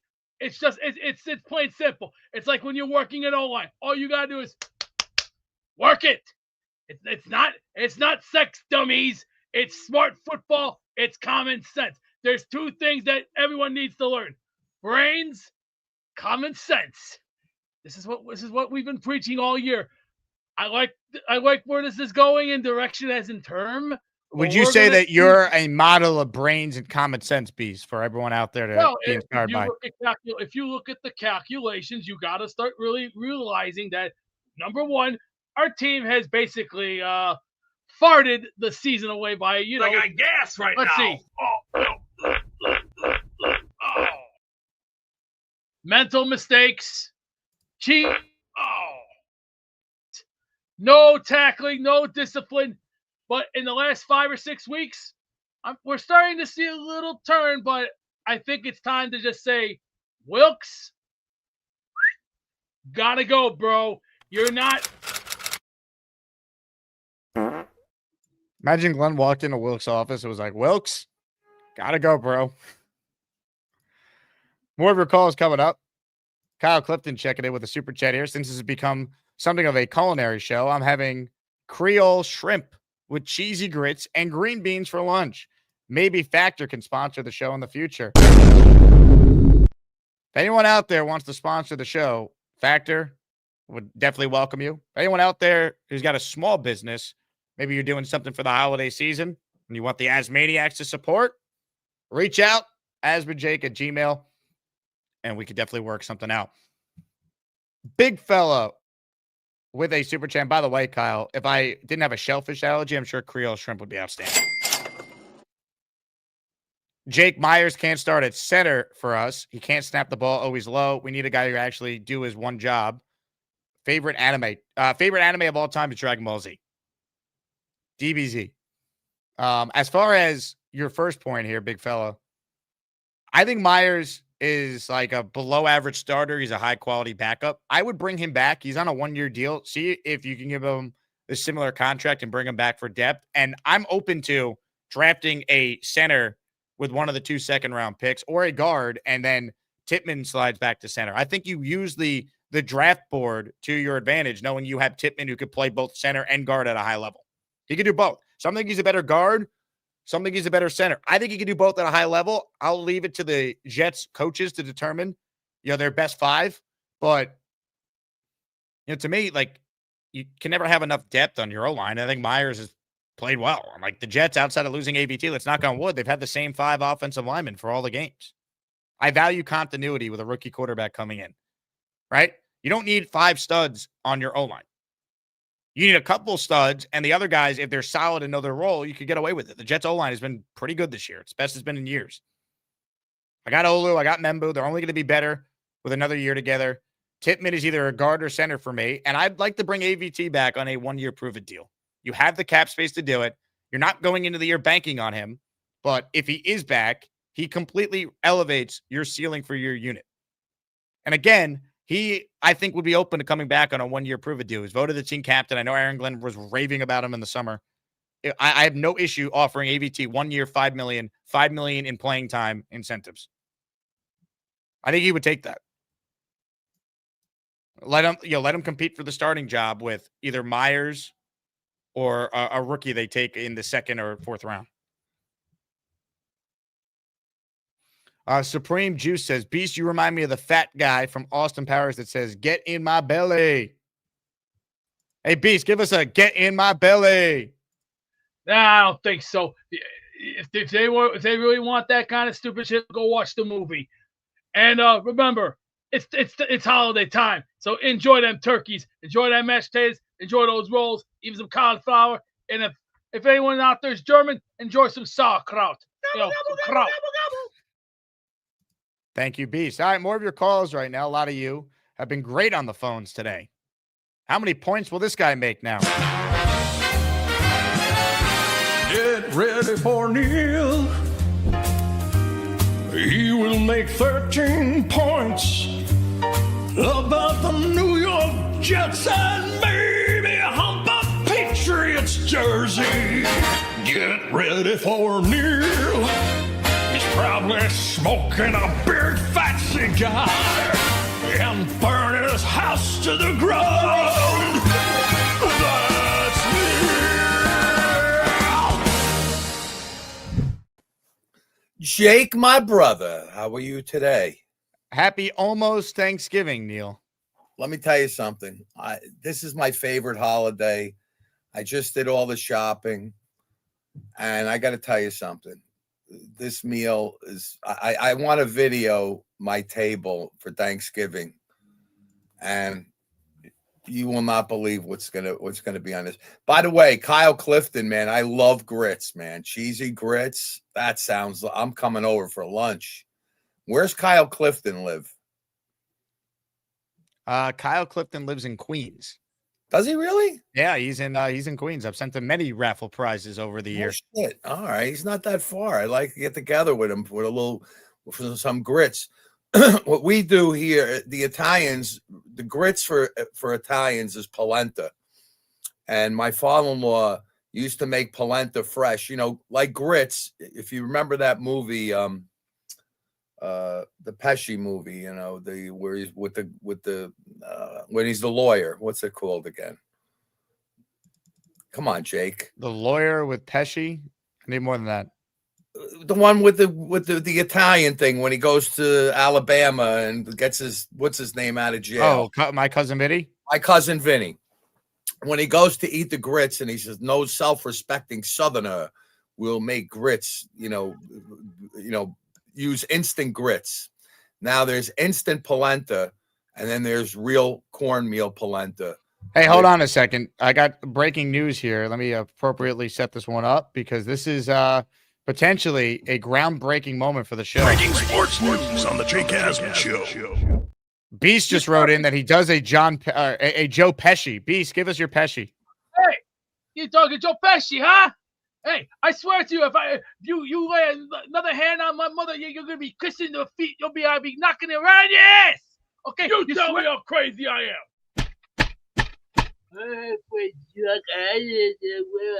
I just took 4 chair headshots. Wonderful. All right, continue, Neil. The Beast. Anyhow, I'm gonna break some grits with Kyle Clifton. That would be nice. But to make the polenta, you have to make it sausage and peppers and onions, and you mix it in with the polenta after it's cooked. It's unbelievable. All right. So if he knows how to make grits, he probably could learn how. Polenta is very, very similar, and it's a little better taste than the grits, but you have to make it like chunkier in that. My only jet point is this. This is the offensive line I want to start the season next year. I want Olu at left tackle. I want AVT back as a one-time prove-it deal. I'm done with Simpson, Jake. He's not had a good year.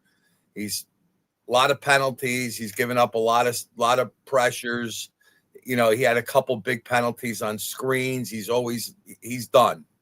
He had a great year for us his first year, but I'm not happy with him. And I want Linderbaum. I want to spend some money in free agency, and I want to get Linderbaum as a center. And then we go with the right guard. Why would the Ravens let Linderbaum walk? He's a free agent. Yeah, but why wouldn't they just pay him? They're a smart organization. We're going to pay him more, Jake. Okay. We're going to pay him more. We're going to spend some money this year. You sound like Beast. Just spend the $2 billion. I want Woody to open the checkbook like Stevie Cohen does, Uncle Stevie, and start spending. Yeah, but Steve Cohen doesn't have to worry about a salary cap. The baseball doesn't have a cap. The NFL I know does. I know that, Jake, but guess what? All right. Right now, we have nobody on our offensive line that is getting a huge contract at this point, do we? Do we have Not any? yet, but eventually you Okay, will. let's take one. Can we have one offensive lineman that we're paying, a big bag of cash to? I'm all right spending a bag on a. Yeah, one Look, thing. if he got the free agency, I certainly would be open to it because, sure, I mean, you can make it, you could justify it, but I don't know if they want to spend that kind of money on a center when they have a bunch of other needs on the defense and some other offensive pieces they might value more. Myers is a good player. He is absolutely correct about his snaps. His snaps are horrendous. Okay. He snaps everything to the kneecaps and below. And that's a big problem. I don't like the snaps that he has. And, Myers is a good player, but he's not, and he doesn't, I want a brick house offensive line to protect Kirk Cousins, perhaps. Perhaps Kirk Cousins will be our bridge next year, and he needs protection. If you protect Kirk Cousins, he could be throwing the ball downfield to Garrett. What is Atlanta? Atlanta needs Kirk Cousins. One, he's under contract, and two, Penix is not going to be healthy at the start of next year. I'm hearing that Kirk Cousins is a possibility. I don't want Kirk Cousins. No. Who do you want, Jake? I want someone younger, and who do I want? I want them to draft a quarterback in the first round. I get it, but who's going to be the bridge? I don't want the – you want Gardner Minshew could be my bridge. Who? Gardner Minshew, Chiefs backup. Gardner Minshew. The bridge is not going to play that long. The rookie's going to play at some point next year. 8 games. Look, he's going to play 8 games. You say that now. That all sounds good. Look at Jackson Dart. He was in by the 4th game. Yeah, but we're not going to pick Jackson Dart. Yeah, we're going to pick someone even higher than Jackson Dart. Jackson Dud. That's who we're going to pick. Maybe, but that guy's going to play. You know how this works. I get it, but let's, Buffalo Jet fan hates Mac Jones. He calls him a name, Mac something. He can't stand. I don't think he's any good. I think he's a product of Kyle Shanahan. I think if the Jet, there's no scenario in my mind where if the Jets actually gave up, let's say, like a 4th round pick to get Mac Jones, he's good with the Jets. He will not be good if the New York Jets are bringing him into play. It's just no scenario where that works out. Maybe for a different team, I do not believe there's a chance in hell the Jets could get Mac Jones and he would look good as the bridge quarterback. I just don't see it.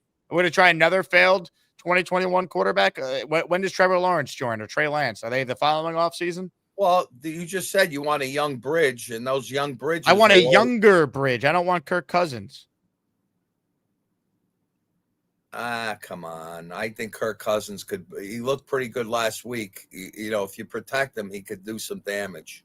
Yeah, What about Brandon Ayuk opposite of Garrett on the Yeah, I mean if they are gonna just release him or if they're listening or AJ Brown as a nice wide receiver. Can we spend a little money this year, Jake? They will. Can we spend a little money and get a star wide receiver aside Garrett Wilson? I think that's a goal. I think ideally you do it in the draft, though, because look at the cost control you have on a position that's now making over $40 million for some guys. Who in the draft is going to be as good as A.J. Smith or Brandon Ayuk? Is there anybody in the draft that you could point to and say, we have the next great receiver?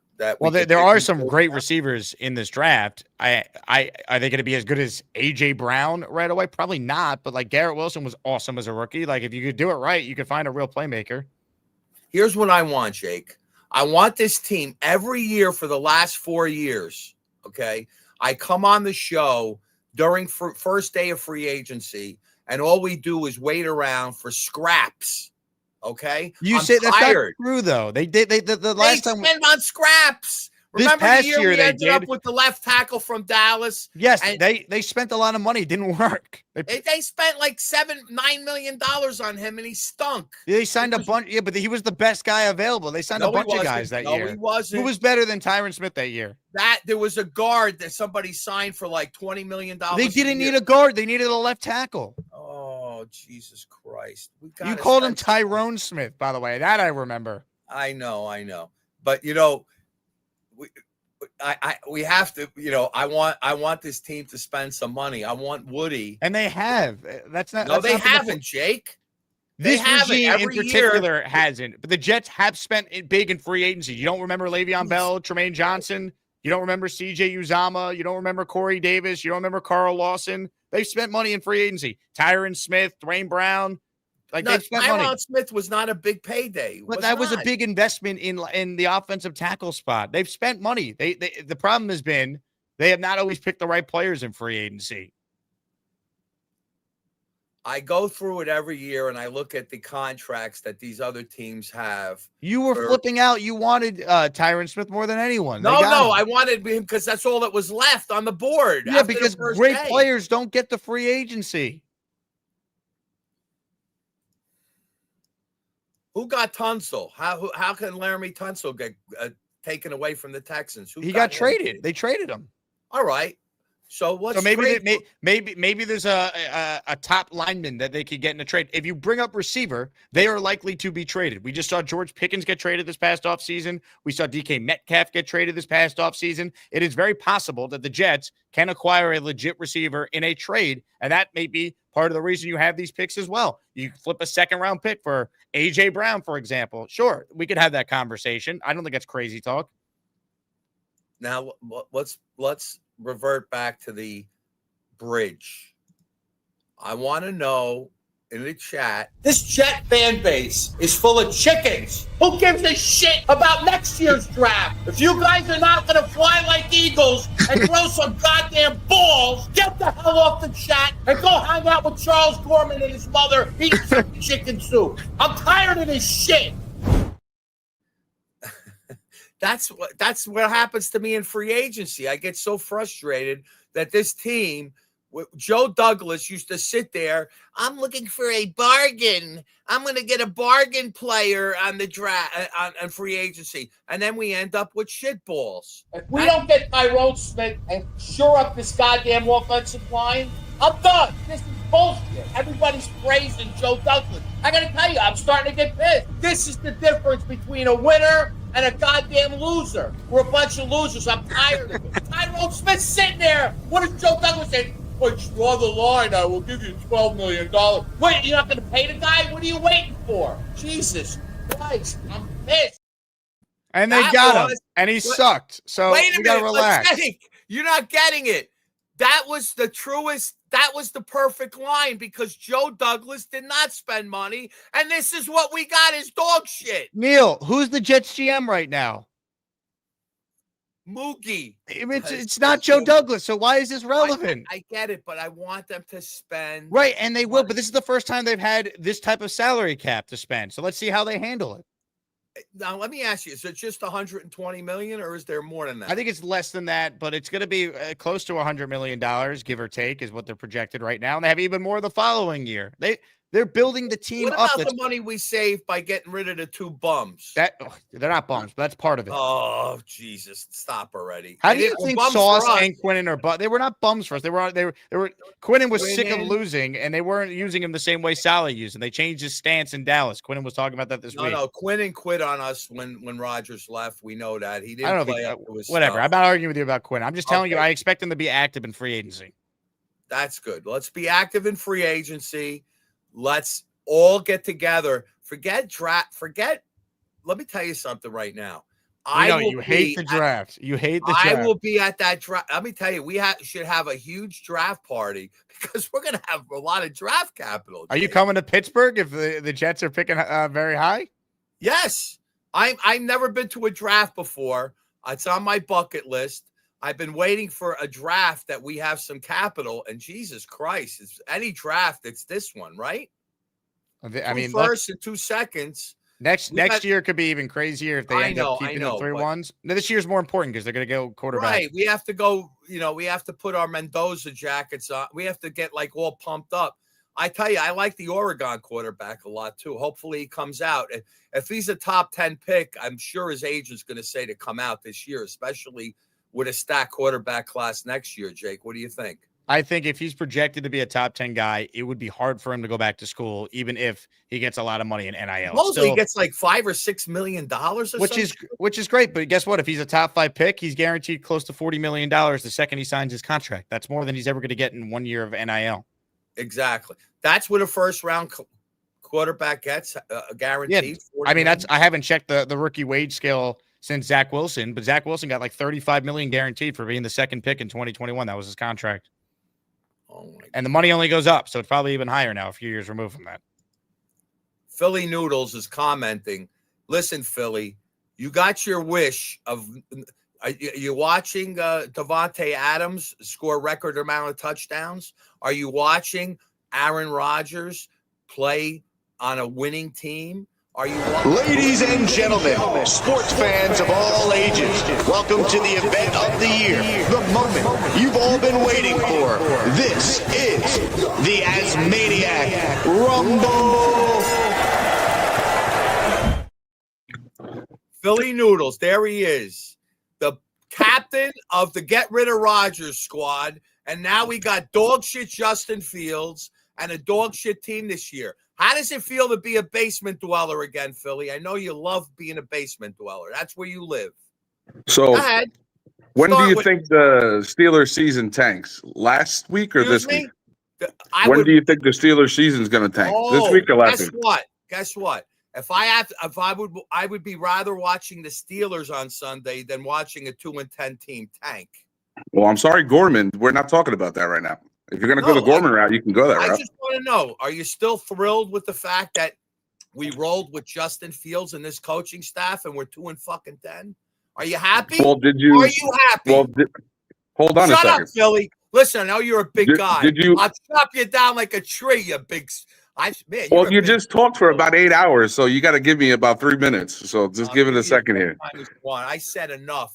I shrunk you down to about 3 foot tall. Now get back to 5 I'm fine. feet. Let's go. I'm fine. Davante Adams had an opportunity to go play with another receiver on the other side of Mr. Rogers' neighborhood, and he decided not to go there, which was probably to his benefit because he went to a younger, better quarterback, and is now probably poised to go to the Super Bowl. You want to call Stafford a younger quarterback? He's 38. How old is he?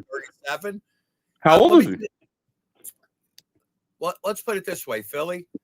How old is he? Let's put it this way. Aaron Rodgers is moving better than Justin Fields this year. Justin Fields sits in the pocket like a effing That's a statue. terrible take. He's got That's a about terrible 20 take. yards rushing every That's a single terrible game take. this year. The guy has been absolute trash. Terrible take. You couldn't be more Terrible take. excited to have him this year. You were all pumped up. Oh, we're going to be great. I'm so glad we got rid of Aaron Rodgers and Davante Adams. Look where we are now. Come on. You just complained religiously about Joe Douglas, which we're past, but about what money he didn't spend. You're right. He did it. He spent future draft capital, which is fucking worse. Okay. So we're in agreement there. Okay. So we're in agreement that was poised. How do you feel hold on. about my take on the O-line, beefing up the O? What about AVT versus getting rid of Simpson? Didn't you agree with me at Simpson having an off year? I think he's been that good. I think he's having a questionable year, but there's also a new system. So you can get a rookie on page faster maybe than a veteran. I don't know, but I still think that AVT is more of a swing if you bring it back at a cheaper deal, and I'd rather retain John Simpson knowing what I've got. I got a guy who's not going to get injured. I can't. The center is the worst part. I think that we should take a lineman in free agency and spend a little money on the offensive line. Every good team, Philly, has at least 2 guys on their offensive line that have big tackles. contracts. What's that? Well, we got bookend tackles. Listen, I think the center is the biggest questionable thing. I'm saying it again. Most teams that compete, the Rams, all the top teams have at least 2 linemen making over $20 million a year. You know that. You quantified that? You quantified that? You checked it.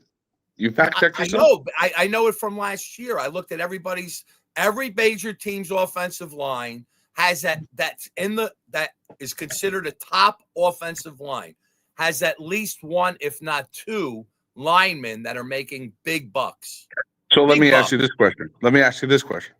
Go ahead. So then are we an outlier because we have two bookend rookie tackles and first year and second year starting tackles that are playing and outperforming other teams bookends that are spending money, and we have a guard who converted from center who's better than most guards normally. So we really just need a center, is what you're saying. That's why I It should said be Linderbaum. I mean, Yeah, sure. again, That's the money I Linderbaum was would be a going. nice plug and play. I'm sure Yeah. there'll be a guy out there. Here's all I'm saying, Philly. If there is a guy available, I know we all want receivers. We all want, the pretty little picture, and we always want the pretty guy, okay? But offensive line, if you're going to win in this league, you have to have. I want our offensive line maybe is top 12 right now, top 15. I think they were ranked 22nd last week. I checked. But let's say they're top 15, right, Philly? If we add a major guy on the offensive line and pay him big bucks now, and we bring AVT back on a prove it deal, now we're a top 5 offensive line. Get it? Okay, sure. But then at that rate, you could put whatever quarterback that's serviceable enough back there. You don't have to have Aaron Rodgers. You don't have to have Justin Fields running around. Listen, You don't have to have any of them. Let's stop talking about Aaron Rodgers. Why? What about Kirk Cousins? How you feel Well, about you him? want it. Another oldie but goodie. You like Curdy? No, Kirk that's not Cousins? happening. That's crazy. So you want one ACL to the next ACL? Come on, man. And they're not getting rid of him, first off. Well, let me put it this way. Who do you like as a bridge? Let me hear who you like as a bridge. Come up for air there on your food. Our first tough. It's my lunch hour. I gotta eat, man. So this is the tough part. Hold on. This is the tough part. The tough part. Whoever we really like is got to be traded for. I think Brissett would be one of my top options. I like Jacoby Brissett. You got to also. trade. I like him. Okay, you got to trade for him. Davis Mills, you got to trade for him. So Davis Mills. Back up. Davis Mills. I would. Dude, Serviceable. I said serviceable. He missed a lot of easy passes. He stinks. We're talking serviceable. I don't Justin give a Fields shit wasn't about serviceable. Look at Tyrod is serviceable right now. You know what I mean? Tyrod that's is the a word. train wreck, okay? He's a 2-10 quarterback. Okay, stop. Sure. Tyrod's Serviceable. I can't stand watching him. How about that? I want at least somebody I could watch. I'll take Jameis Winston over Tyrod Taylor. At least But the problem is, Jameis Winston, by the way, took a pass. Let me just say this to you. When he I took saw that what he pass, did. Oh my God. When he took that pass into the end zone last week on that free flicker, right? Remember, did you see that play? Oh, I saw that play. Yeah, he took on 2 guys and ran into the end zone. Justin Fields would have danced out of bounds because he's such a puss. And Tyrod Taylor probably would have broke his leg on the way to the end zone. I think Justin Fields would have ran so fast away from them, they wouldn't have been able to touch him. But that's beside the point. That's beside the point. Billy, he runs to the sideline like he's Zach Wilson. He's done. Let me tell you something. This Justin Fields, if I was the coach, I'd sit him down and say, listen, you're going to be our new weapon in the backfield. Taysom Hill? He really did something. He could be a weapon in the backfield, but he won't do it. He wants to be a pocket passer. Well, this is the problem that we've had. It's either we were lied to or tricked because we assumed they would take Fields and use him how he should be versus what they decided to do with him. We know that he worked with Jared Goff, right? That's the only type of comp I want at this point. That's what I want.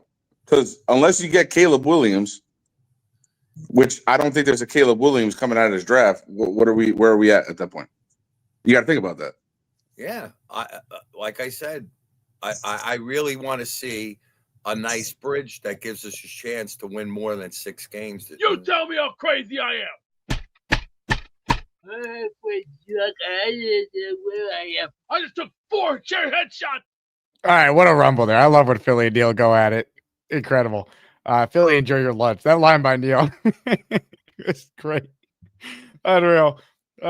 New York and Atlanta, I see you. You're in the raffle for 1. Your last chance. I started counting the remaining names during that rumble there. Peter W., I see you. You're in there for 2. What's wrong with Tyrod being the bridge? Well, yeah, okay, LOL. No Cousins, though. Yeah, look, I want nothing to do with Cousins, honestly. I really don't.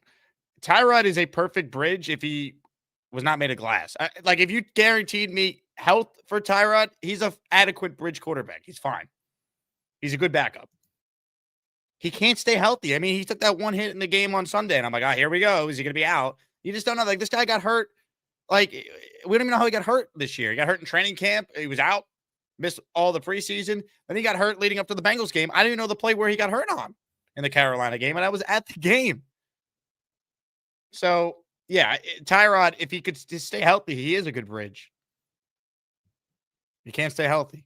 Big fella, I'm thinking it's a possibility. Arch comes out if New Orleans is in the top 2 or 3 in the draft. He has been playing better and could be picked 1. I don't think he'd go 1. I think he's already said he's staying in school. I don't think playing in New Orleans is that important to him either. Right? Like, Peyton Manning played in Indianapolis. Eli went to New York. Arch is loyal to New Orleans just because he's from there. Like, I think it'd be cool for him, I'm sure, but I don't think that matters. Big fella, I think he's going to do what's right for his development, and I think staying at Texas another year is in the best interest for him.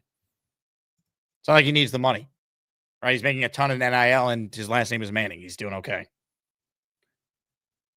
Ladies and gentlemen, we are in the midst of counting all the raffle names. And I'll tell you, a lot of you are in for this week. And we got 3 great prizes. And if you entered today, you're in already for next week, too. A little 2-for-1 special. Great comment here from Ali Shanas. Is there an over-under on Neil's points way past 13? Well, you throw the points out the window with a Neil call that involved a rumble. But there were a lot of points made today. Comment says, is Arch forced a trade if the Jets draft him? Maybe.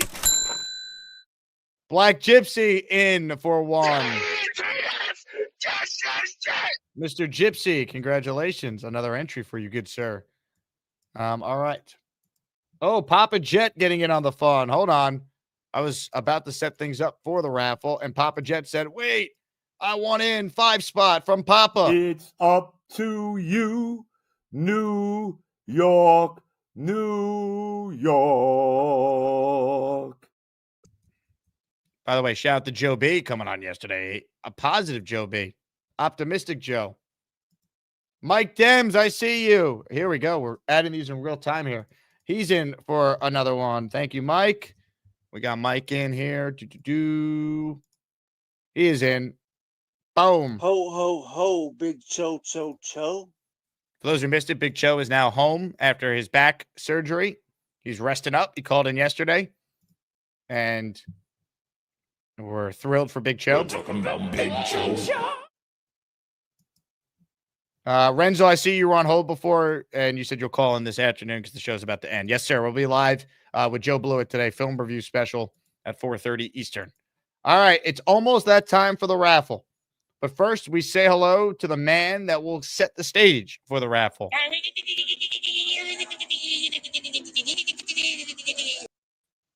Ladies and gentlemen, are you ready? Yeah.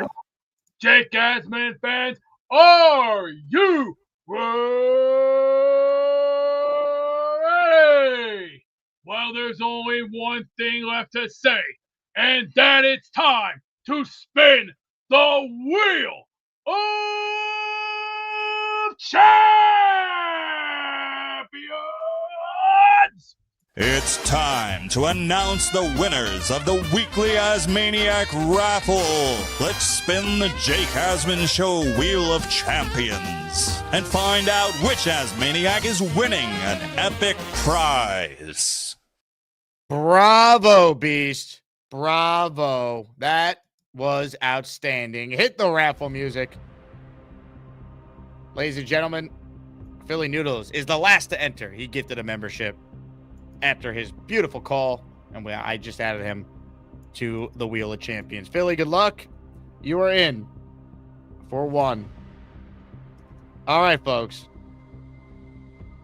We got 3 prizes this week. Prize 1 is a signed football by Wayne Corbett. Prize 2 is a signed jersey by future All-Pro right tackle Armand Membu. And our grand prize is a signed football by the late, great Nick Mangold. Ladies and gentlemen, now we spin the wheel to decide who wins. If you win, you have to email me, asmanjake@gmail.com, your name and address so I know where to send your prizes to. Again, thank you to everyone who supports these raffles. The daily, the weekly, makes a huge difference. Views are down. YouTube revenue is down when the team sucks like this. So these raffles have been great. We've been doing them for almost a year to the date. This is our 50th raffle since December 1st of last year. So again, thanks to the audience for making it all possible. Here we go. One spin to determine each winner. You can only win once per weekly raffle. We will do the Wayne Corbett football first. The winner of the signed number 80 football is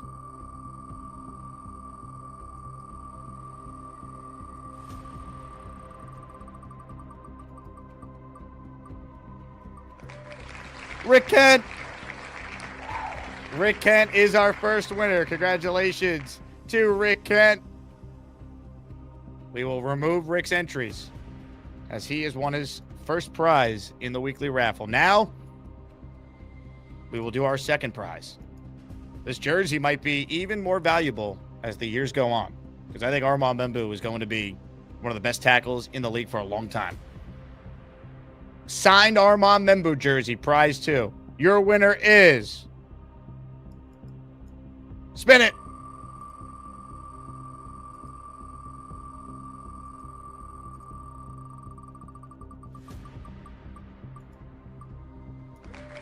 Taylor D'Onofrio. Hey, Taylor D, check it in. Taylor actually was on hold before he dropped off. We'll get to him, I'm sure, in the afternoon show. Taylor, congratulations, guys. What is this, your third raffle win in the last, 2 weeks? You got a jersey. I think you won something else. Congratulations. Well-deserved. Appreciate your support, Taylor. You're an awesome caller. He is our second winner. We got one prize left. It is the grand prize.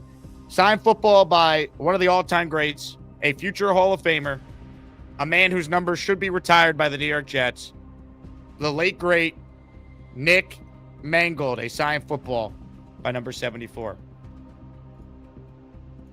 One last spin to determine the winner. And the winner of the Mangold signed ball is...